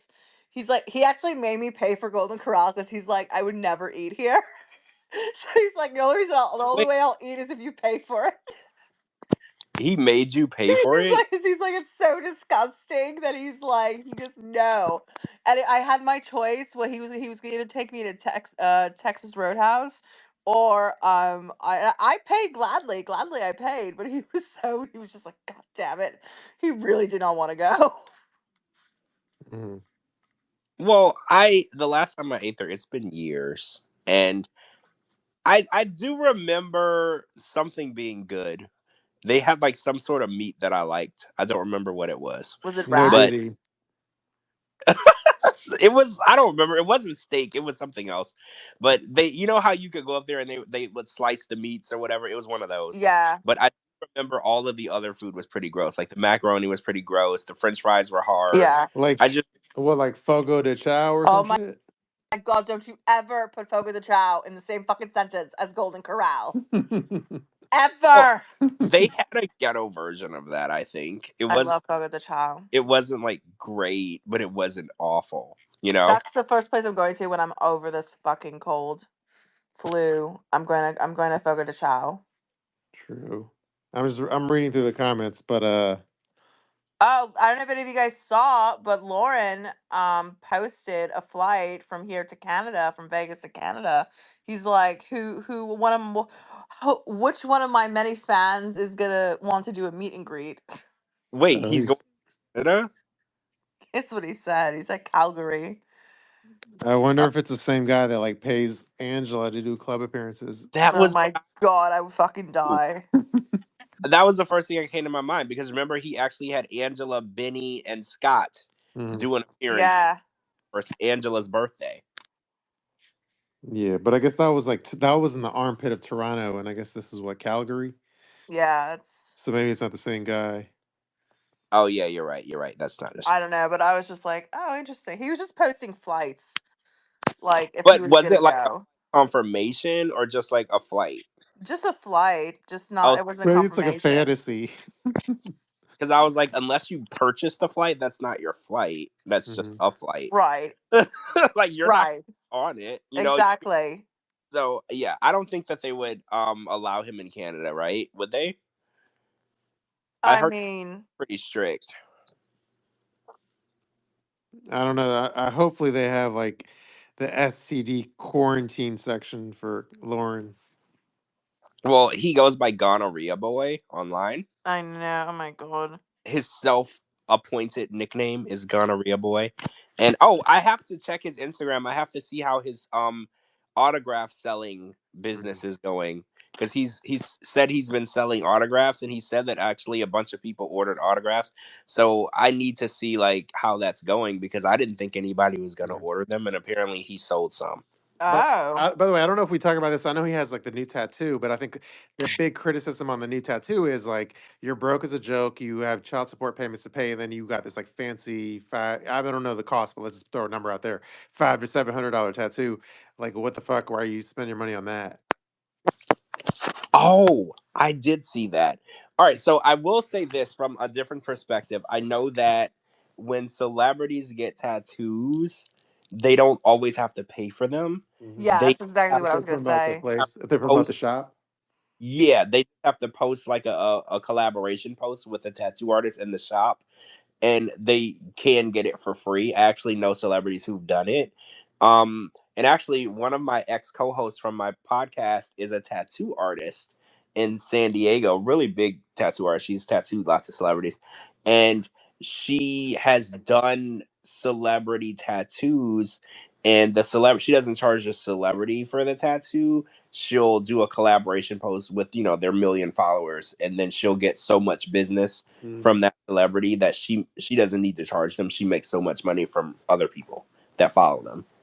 So it could be Mm-hmm. Lauren used his gonorrhea boy fame to get the tattoo and he didn't actually have to pay for it. I would be scared to be in the same tattoo shop as that he was just in 5 minutes ago. Well, the idea that they stuck a needle in his arm and they might stick that needle in someone else's arm is very scary. That's a very Yeah, that's very disturbing. He goes by gonorrhea boy, so you can only imagine, what else is going on in that arm, Yeah, right? exactly. Hmm. The tattoo, a lot of people were saying it kind of looked like Faith. Did y'all see the meme? Yes, yeah. Yeah. What did you think? Did you think it looked like Faith, or you think it was just BS? I mean, I think it was a funny meme, but I don't think that was the impetus or the inspiration for it. I think he's No, like I into don't. Japanese kabuki bullshit, whatever the fuck that is. Yeah, I think it was. It's not. It didn't look like her. I think it was just a funny meme that was making its rounds or whatever. I didn't think it looked like her, but and he wrote me back. I think we talked about this last week. He said that it's a different Shabooty. You were right. He said it was not the same arm. Remember we had this conversation Yeah, last, and I said no, that's the same arm because if you turn around, it's the right. He wrote me back. He DM'd me and he said that is not the same arm that Faith did the tattoo on, so it couldn't be a cover up because it's not the same arm. So Shabooty, you were right last week. true. Yeah, you had me all like confused and shit, but yeah.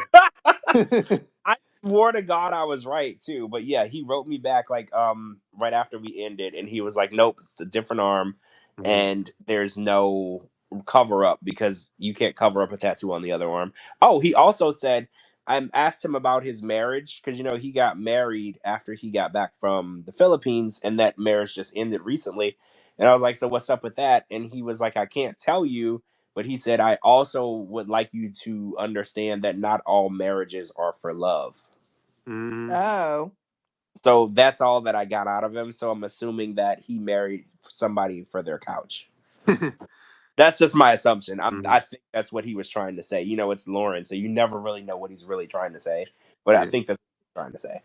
True. And then, by the way, you saw the photo I posted, right, of like Natalie in the Windsor store looking all crazy, like a candid I photo. did. I did. And everyone's She like, damn, her hair's all fucked up and shit. I think it's wild to me that she goes out in public looking that way. And it's funny because this isn't the first time somebody posted a picture of her out in public looking like that. And it's crazy to me that she goes out shopping, knowing that people will recognize her looking that way. Like Coco, what is the deal with that? Why would a woman go out looking like she just got run over by a bus Either in she doesn't think she's gonna run into anyone or she just doesn't give a shit. Well, I feel like she's so full of herself. She has to think that she'll run into someone because, in her opinion, I think she thinks that she's high end celebrity. Right. Mhm. So it's weird that she thinks that nobody would recognize her because I don't think a lot of people do, but I think people do. So I think that it's weird that she goes out without combing her hair, without doing her makeup. She literally looked like she woke up and then went directly to the store. Like she Yeah. I washed. think I forget. People were saying she looked like Charlize Theron and like Monster or something. She kind of did. She kind of did. Her hair was crazy. And she was mean mugging the person taking the Mhm. taking the picture. Yeah. She was like looking at them really. And it's so on brand for her because I feel like, remember, we've had this conversation. I was like, do you think if we ran into Natalie in real life, how do you think that she would act? And that picture embodied exactly what we thought. She would be angry, weird, crazy, ridiculous, strange. It embodied everything. And that picture just basically solidified what we thought. Yeah, like Right. every single like story I hear about her in public is always the same, which is like she's rude, mean, nasty to the workers, standoffish, not cordial to fans, full of herself, has her earbuds in, it's that type of thing. Yeah. Yeah, she's very unpleasant, which I think is funny because she always says how she's a famous actress and how she's, you know, a public figure. And then when people acknowledge her in public, she's mean to them, which is That's crazy. crazy to me. Well, because, Lauren, when he runs into fans in public, he's nice. He takes pictures, he makes reels, he signs stuff for them, he has a drink with them. He's super friendly. And it's like, Yeah. Natalie is the complete opposite of that. Hmm. And it's just weird because it's like she swears to God she's a celebrity, and it's like most celebrities are pretty decent to people in public. Like not everybody goes out and is a complete bitch to everybody they run into, but Right. it's in her mind she's a complete bitch to everyone she runs into, as though that's acceptable behavior. It's just really weird. But again, this is Natalie. Like we can't be holding her to a standard beyond her IQ. We Hmm. can't be holding her to a high IQ when she doesn't have one. True. Yeah. That's why Lauren is likable. He's a man of the people, STD for Right? the people. Like it's so funny because everyone tells me they're like, I hate him, I hate him, I hate him, and I'm like, well, there's no shortage of pictures of people running into him in public and taking pictures with him. So I was like, y'all say y'all hate him, but if you see him, y'all are the first people to ask him for a photo. Exactly. He's a man of the people. He's friendly. He's appreciative of the people that run into him, and I think that he'll go farther than Natalie just because he's just grateful and appreciative of the fact that people took their time to ask him for a photo. It's like Natalie wants to be this big star, but if somebody recognizes her in public, she's ready to curse them out. It's like, what the hell? Hmm. Either you want to be famous or you don't. True. All right. Do you have the energy to talk to speakers before we end it? Oh yeah, it's Sure. who's here? Lana's here. Yeah. Okay, so what should we do? Should we How about I do this? Well, let's do this. Like, obviously, Lana's like our go-to gal, but there's some other people that I like. Not regulars, but I recognize some other people. So I'm gonna give them like speaking privileges, and let's see if anyone hops on. And if not, then we'll obviously go to Lana too. You want to try it that way? Yeah. yeah, All right. So try I'm that? gonna give like three people like that I recognize like speaking privileges, and if y'all want to talk, you can, and if you don't want to, you don't have to. And then if no, everyone's shy, we'll go to our go-to gal, Lana. All right. Okay, let's see.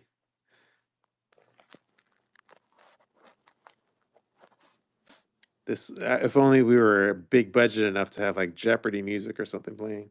Do, do, do, do. Wait, can you play music while we're on here? Hold on, let me. You know what's interesting? There is a feature though, but I think you have to like upload. There's an ability to upload your own sound effect, but we've never bothered trying to do it. But there is a feature that does that.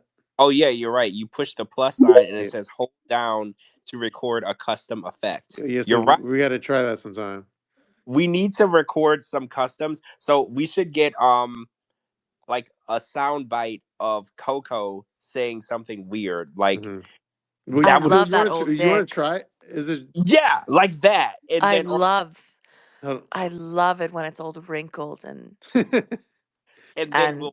we'll weathered. play it randomly throughout the show. Kind of like how Show Howard me your weathered cock. Well, I or show, think. Well, Coco, are you familiar with the soundboard on here? I could be. Okay, hit the hit the magic wand button, and then Uh, scroll, and then no, hit the plus sign and then hold it well, down every. first before you, but to oh get my to the fucking god. Okay, hold on, hold on. okay, hold Okay, yeah, I got it. I got it. okay, yeah, hold down the plus sign and say something crazy. Wait, she just muted herself or something, or On. maybe I think when she's recording, we can't hear her. uh, Okay, now after you did that, try to play it back.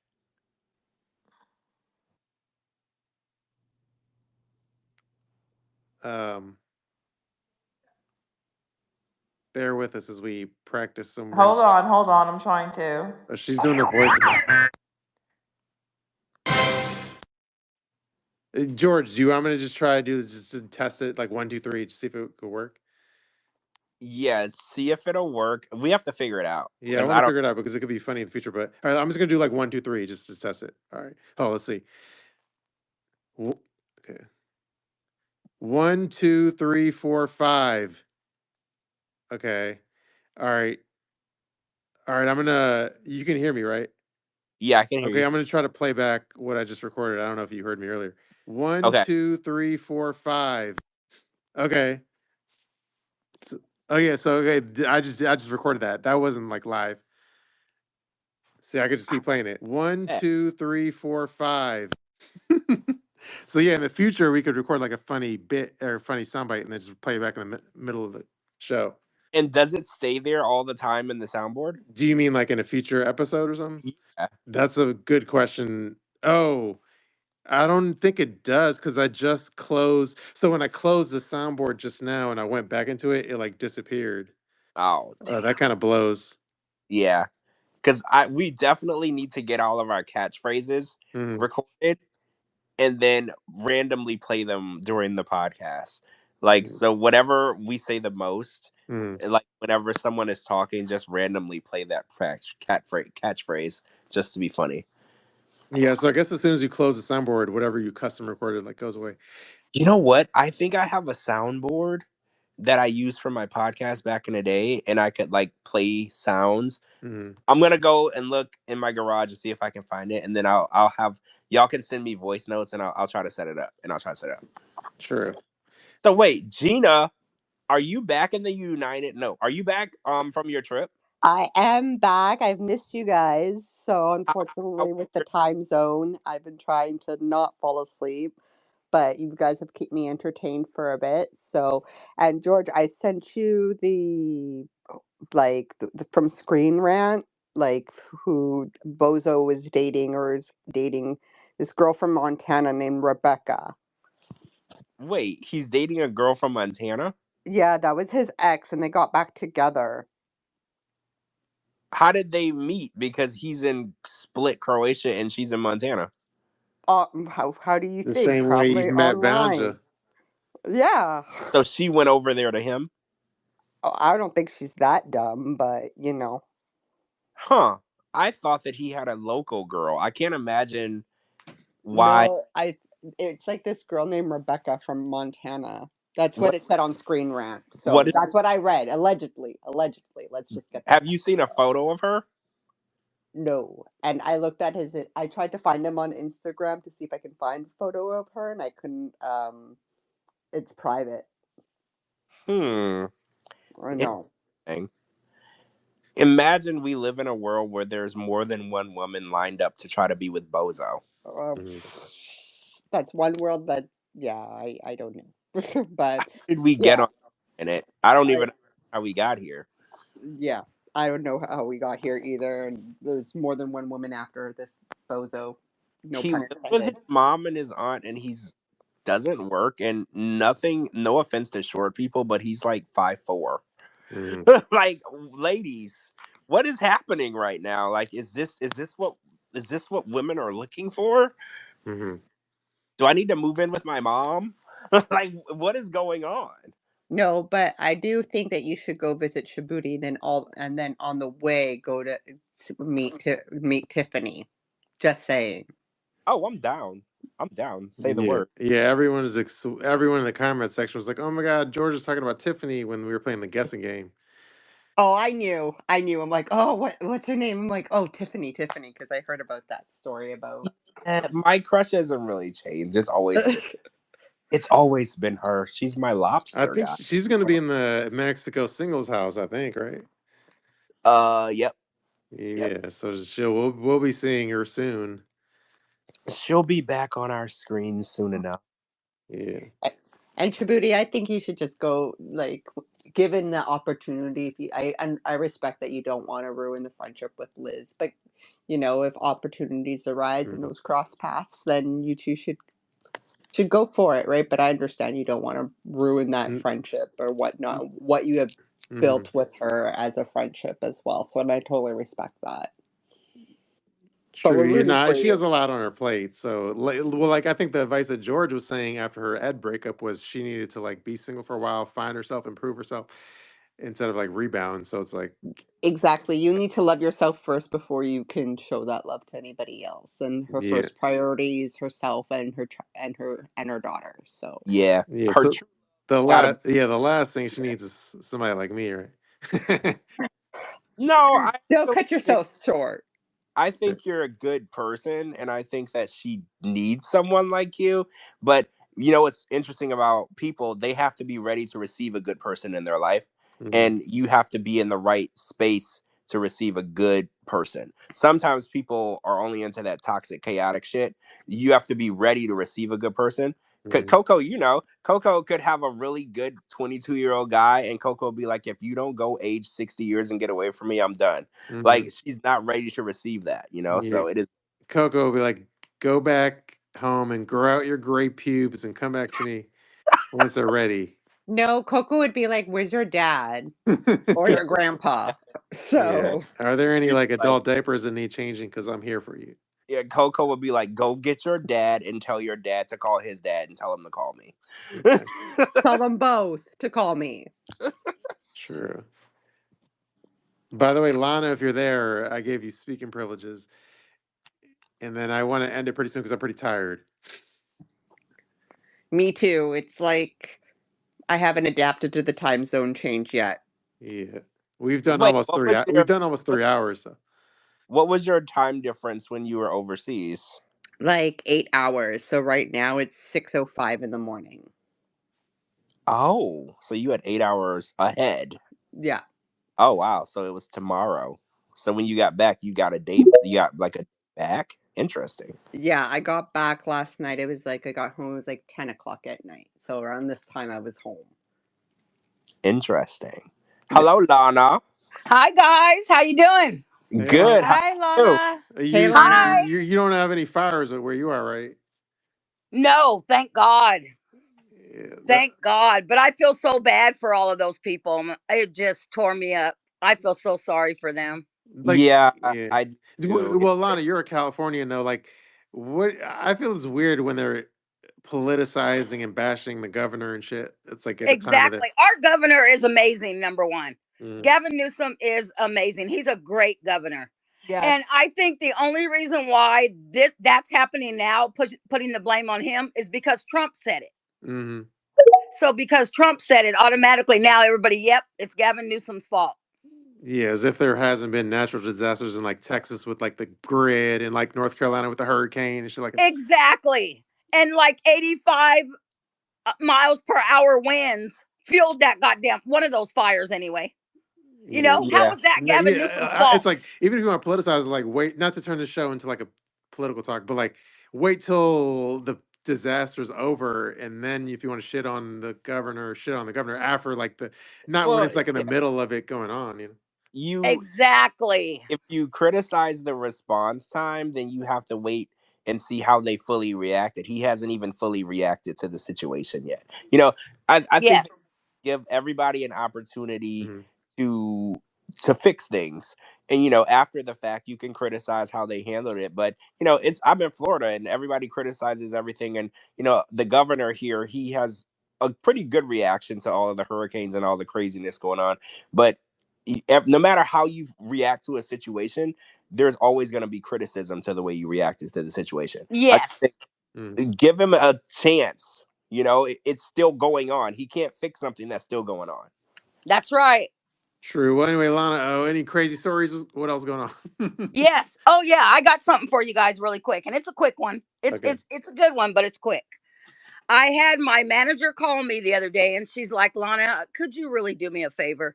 She was like, we have guests over at one of the units that is not responding to our calls. They didn't leave at checkout time.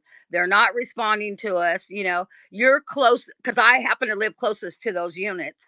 So she's like, do you think you can go over there and see what's going on? Are they there? And maybe they did leave and they're just not responding. And so I was like, okay, I can do that. No problem. You know, so I get in my car, drive over. As soon as I pull up, I don't see a car. So I was like, okay, that's a good sign. I go, maybe they're gone, And all of our places that we have are, you go in them through codes, of course, because Yeah. they're all Airbnbs. Yep. So I get to it and I'm knocking on the door, I'm like, hello, Airbnb, hello, no answer, So I'm like, okay, maybe they're gone. So I put in the code, and the door opens. So I open the door, and I don't see anybody. It's only one bedroom units, by the way. So I don't see anybody. So I'm yelling, hello, I don't hear anything. So I walk to the hallway and I look and the bedroom door's closed. And I'm like, the bathroom door's open, which are the only two things in the hallway, by the way. And so I make the left-hand turn and I go and I open the bedroom door and there's two people going at it. I Wait, mean, I'm talking going at it where I opened the door and I literally gasped so loud that when the guy jumped off of her, all I seen was his wangy wanging. what? Yeah, that's all I seen. I mean, I don't know if my eyes just went there automatically, but that's all I can remember in my Mm. mind is his wangy wanging around. Like how But many hours after checkout was this? This was like 4 hours. Uh, They, what? they were yeah, they were supposed to be out at 10 that morning. And this was So around 2 when I went over there when my manager called me and said, "Can you go see what's going on?" and then, okay, Because so then you saw the guy's cock and shit, and he's there banging. And yes. then what happened? I mean, I literally see this guy jump off of her and he moves over and like I said, my first thing was to gasp and I just closed the door. I didn't know what else to do. I didn't speak. Mm. I just closed the door. And I did walked out and I pushed the code to the lock and I got back in my car and I called my manager. I said, "Mel, I'm going to tell you right now." I said, I went in, nobody answered. So I went in, I go, and there were people in the bed and they were doing their thing and I interrupted their whole flow. so did anyone come did anyone come out of the Airbnb and like say anything to you? No. When I closed that door, I don't even remember what they look like. I don't know why I just remember that guy's The wangy. hopefully the woman wasn't like that missing Indian woman. Right? Well, no, and you know what's weird is they were so quiet. So I mean, for people to be having sex, I think I would have heard it in a one bedroom little place. Mm-hmm. I wonder if they knew that they were supposed to be checked out and that's why they were being quiet and didn't answer you when you were calling. Like True. they had to have known you were there. It's a one bedroom unit. Right. Has to know somebody has entered the unit. It's not like if I'm in a house or if I'm in a room and somebody's in the space with me, I'm gonna know, right? Like because I'm pretty sure you announced yourself more than once before you Oh, opened of the. course, of Mm-hmm. course. And with that company, they don't play when it comes to their money. So if your ass ain't out, you're going to be charged after 11. Mm-hmm. So they basically got charged for an extra day because they were there at 2 o'clock. Exactly. Did they actually leave after that, or you don't know? You know what? I sat in my car and I thought about waiting to see if anybody came out. But then I thought, you know what? If they do come out, I don't want them to see me. So I took off. Yeah. And then I was did you like, what I did don't want you them to see me. what did your manager say after all that? Oh, she laughed so hard because that was my second time that happened to me. Wait, this has happened to you before? Yes, but it wasn't people having sex. I went to check on a Oh, unit and I was going, it was a big house, 4 bedroom house. So I went through 3 of the bedrooms, nothing. Open the fourth door, there's a naked guy in bed sleep. what? Yes. Why do I people Was he always? screamed. old? No, no, he was a younger guy. Okay. And I Why are people screamed, naked right? in And I Airbnb? woke him up from my scream. He woke up and he woke up bewildered, like, where am I at? What the hell? And I was Mm-hmm. like, excuse me, sir, and I'm closing the door and I'm like, I'm sorry, I go, I'm from Airbnb. You guys were supposed to be out. And he's like, what? He was like, nobody's here. I said, sir, nobody's here. I said, I just walked through this whole house. I Oh, go, so nobody is here. His every friends literally left him. yeah, I was gonna say everybody else checked out and left him there. So he was Yes. drunk or high. Yes. Everybody woke up and checked out and left his ass in the Yeah, house. they probably said, "Hey, dude, come on, let's go, let's go," and he probably never got up, and they were like, "Fuck it, we're out." Mm-hmm. So, do you have like a fear of going into Airbnbs now because you keep seeing naked people? You know what? I don't, but you know what I do? I carry mace and I carry a stun gun. Oh, Like I when mean, you that I mean the most recent thing like how like did you have your mace like in your hand, or you had like your hand on your holster, or what? No, my mace is in my pocket. It's in a little holster, but it's in my pocket and it's one trigger away. Okay. Yeah, because you're a brave woman. Because I feel like, yeah, I was gonna say if you don't have all that shit, you need to get all that shit.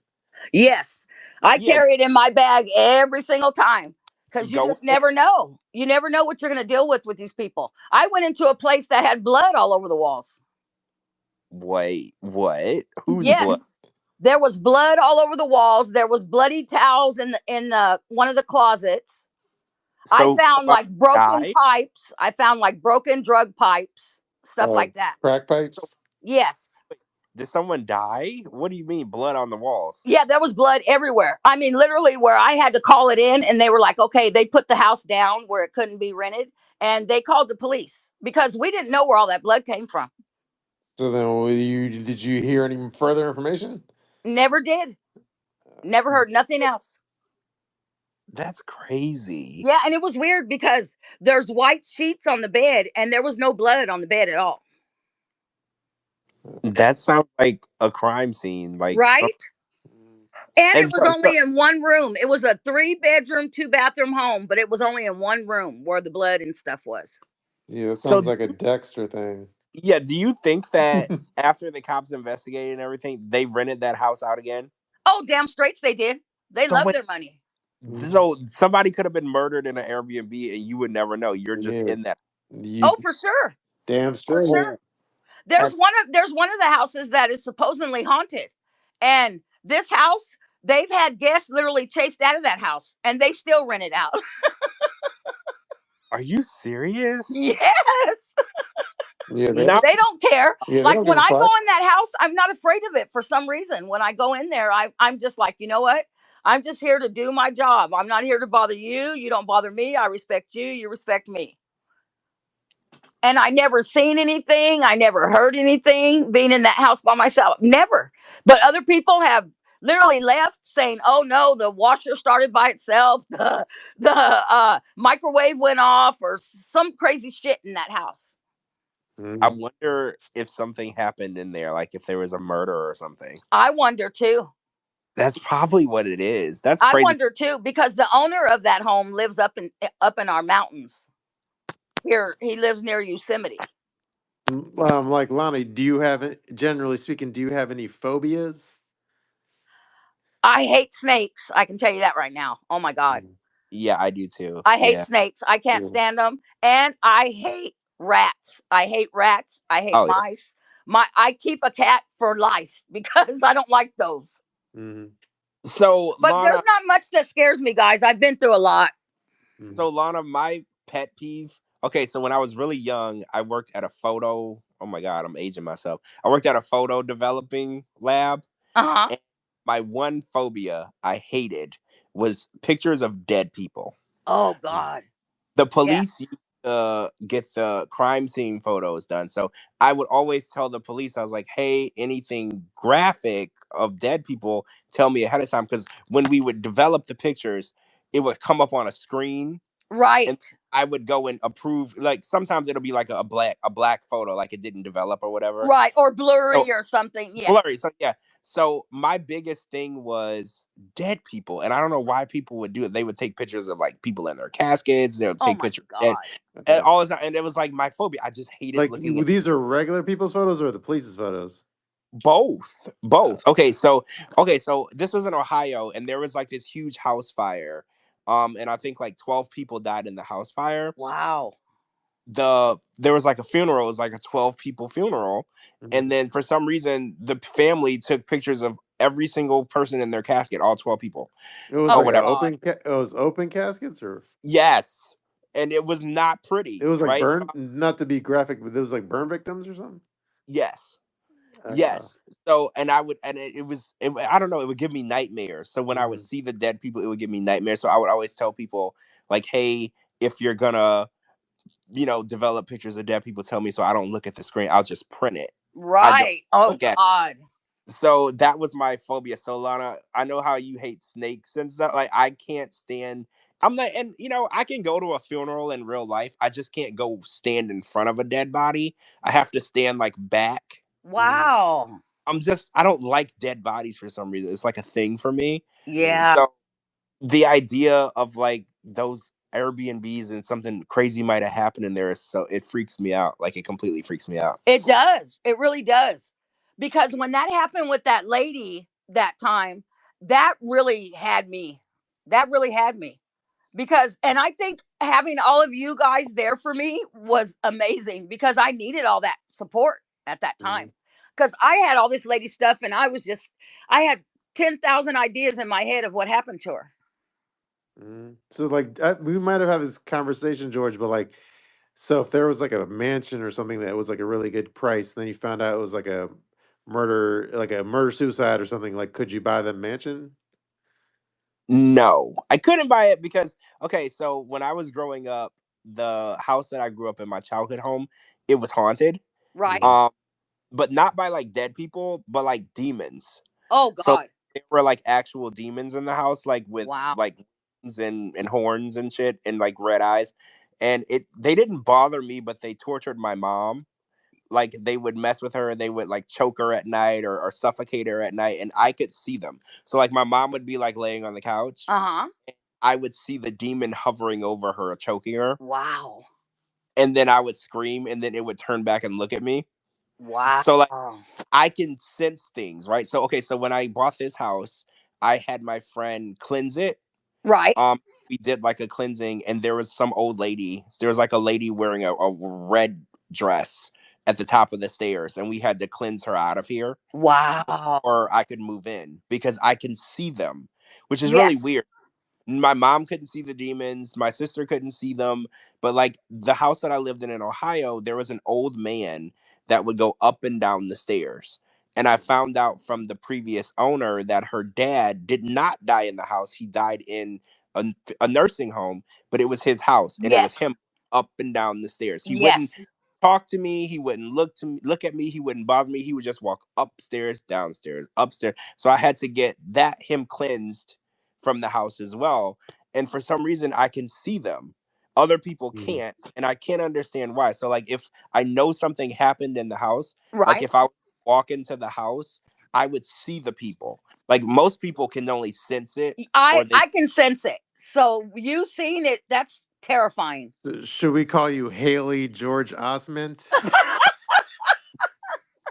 I mean, yeah, basically, because I could see Mm, them, and it scared me. And as a kid, I never really understood why I could see them. And 90% of the time, they don't even try to talk to me. It's almost like I can see them and they can't see me, which is Wow. even more confusing. Right. But I have to be very careful. Like for instance, I've went to people's houses like for a party, an event, dinner, whatever, and I've actually slept over at a few houses where I saw people in their house. Wow.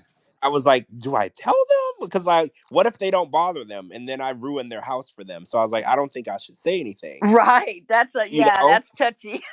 Yeah, because I was like, well, what if they don't bother them and they don't? Because some people can't sense it, period, whatsoever. Okay, so real quick, there is my mom's best friend.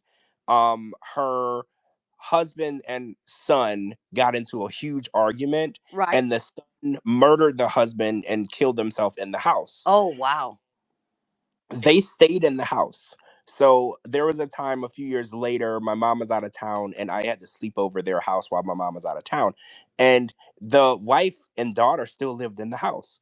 So I assumed it was fine because I was like, well, why would you live in the house where this happened? So I sleep over. The mom goes over to her friend's house, leaves me home alone.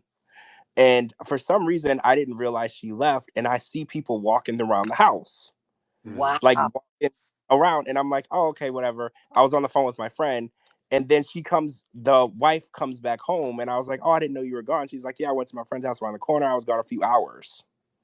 Oh my god.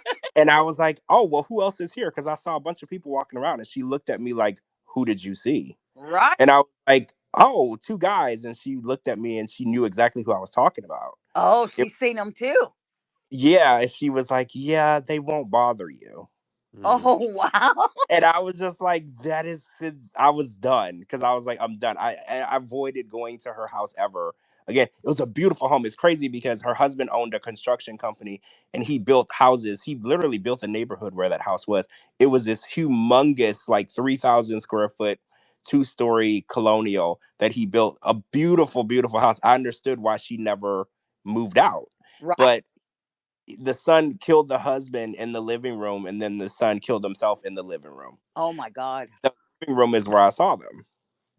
Yeah, Lana, I feel like that would be a really good Airbnb though. Right? That'd be a Oh, crazy damn Airbnb. I'll tell it's you a that. it's a very, very beautiful home. To this day, it's a very beautiful home. Do Mm. you guys remember the Marcus Weston murders? No. No, what happened? Marcus Weston was the man that had all those caskets in his home, and he killed all of his children and put them all in the caskets. What? Yes. And left them in the house? Yeah, he had killed all of them. Well, his children's children were his. So Wait, he, so he was sleeping with his own daughters. oh, So and they had several children from him. So he had like a cult type following, like you were talking about, you grew up in. oh, he was a cult. Okay, okay, I understand. Yeah. Okay. Well, that happened maybe 7 minutes from where I live right now. So wait, he killed them and then left them in the house? He killed them all, but I don't know how the police found. Oh, I do remember. There was a CPS call because he had all of those kids. A lot of them were living in a bus on the property. He had bought an old school bus, and they were living in that bus. And then I don't know if the word had got out that the one of the daughters had went to the police and said her father was sleeping with all of them, and they all had his children. And that's when the police got a search warrant. And when the police were outside and Mhm. yelling on their bullhorns and bullshit to come outside, he was killing all of them. Whoa. Have there been any like Netflix shows about it? Oh yeah. It's been on like 2020. It's been on, just look him up. His name is Marcus Wesson. Just look Mm. him up. So wait, is his house still like occupied? Is it still in the neighborhood? No, they took that house down. They tore it to pieces. See, that's what I think when stuff like that happens, you have to tear these structures down Yes, because these spirits and this energy stays there forever it if you stays don't. there forever. Yeah. That guy's in prison right now. He's in prison right now for the rest of his life. I think he's Mhm. on death row, if I'm not mistaken. Well, that's good. Yeah, That's good. he was a That- crazy. Oh my God! Wait till you guys see him. Just look him up when you have time, and wait till you see him. He was a frightening, Mhm. frightening looking man. By the way, speaking of like cults and stuff, hey, Lana, have you seen like Wild Wild Country on Netflix? No, I Which haven't. it's about like maybe you don't know, but like it's about. Do you know who like Osho is? Osho. Osho Osho. No. He's like this Indian guru guy. Oh, All right, that's put it on like your Netflix to watch list. what's the name of it? It's called Wild Wild Country. Wild. Okay, got it. George, have you heard of any of this? no. Okay, put Uh-uh. it on your Netflix to watch. This Wild Wild Country on Netflix. It's about Osho, this like Indian guru guy, and it's a wild ass true documentary. Is he Wow. like a is he a cult leader? Kind of. He has like a huge. He had like a. It was several. Like decades ago, but Oh, he okay. had a huge following. Yeah. Wow. Yeah, that Very. shit is real. That shit is real. And if anybody knows it, George does. Mhm. Yeah. I hate it. I absolutely hate it. I Yeah, don't. It's terrifying, it's and terrifying. I envy people that have no sense of it. Like, because I know people that never see it, they never feel it. It's like not even there, and Right. it's so envious because I'm like, how can you not see it? Like, I'll be in the room with them and I'll see it and I'm freaking out, and they're just like chilling, like Wow. right. They don't even feel the presence, Right. Oh and I'm my God. sitting there about to like jump out of my skin. and they're just like it's nothing, and I'm like, damn, I wish I could live like that. Like that's awesome. Well, every time I drive through there where that happened at, and it's just an empty lot now, but every time I drive through there, I get the ickiest of feelings. Like I got to get away from there really quickly. Hmm. Yeah, I get that eerie. There was a graveyard by one of my older homes when I lived in Ohio that I got this really weird vibe. Wow. Just driving by it, I just always felt strange. Even in the middle of the day, you know how usually it's at night. Even in the middle of the day, I just got such a strange. Like if my car was to break down in front of it, I would get out and run. Right. And like it was just really, really eerie and strange. And I never to this day knew why. But every time I would drive by, like my radio would go in and out, and my like you know how your car it's nighttime and your lights will go dim then bright again. My lights would go dim and bright. It was every time I drove by, I have no idea Oh what. God, that's so scary. Yeah, but if my car was to break down, I would literally get out and run just to get out of there because Right. I don't know what's going on over there. Hmm. True. Crazy. Um, I don't see him anymore, but Riley had popped in for a second, but I guess we scared him away with our horror stories. Yeah, that that's enough to send somebody like, you know what, I'm good on that, and they walking in on that section of the podcast. Right. It's it's Well, not it my was better them walking in that section of the podcast than me walking in that goddamn room and seeing those people. oh Well, see okay, look, well, you didn't really, so you may not remember, but was a woman attractive or no? You know what? I can't even really say because she was on the bottom. Uh, So I don't, you know what, guys? I don't know why I looked at the man's wangy. I don't know why. That's all I remember seeing. I don't even know what he looked like. well, was he no diddy in advance, but was he well hung? Oh yeah, that's why it wagged all when he jumped off of her. That thing rolled right over with him. So you were oh impressed, wow. Loki.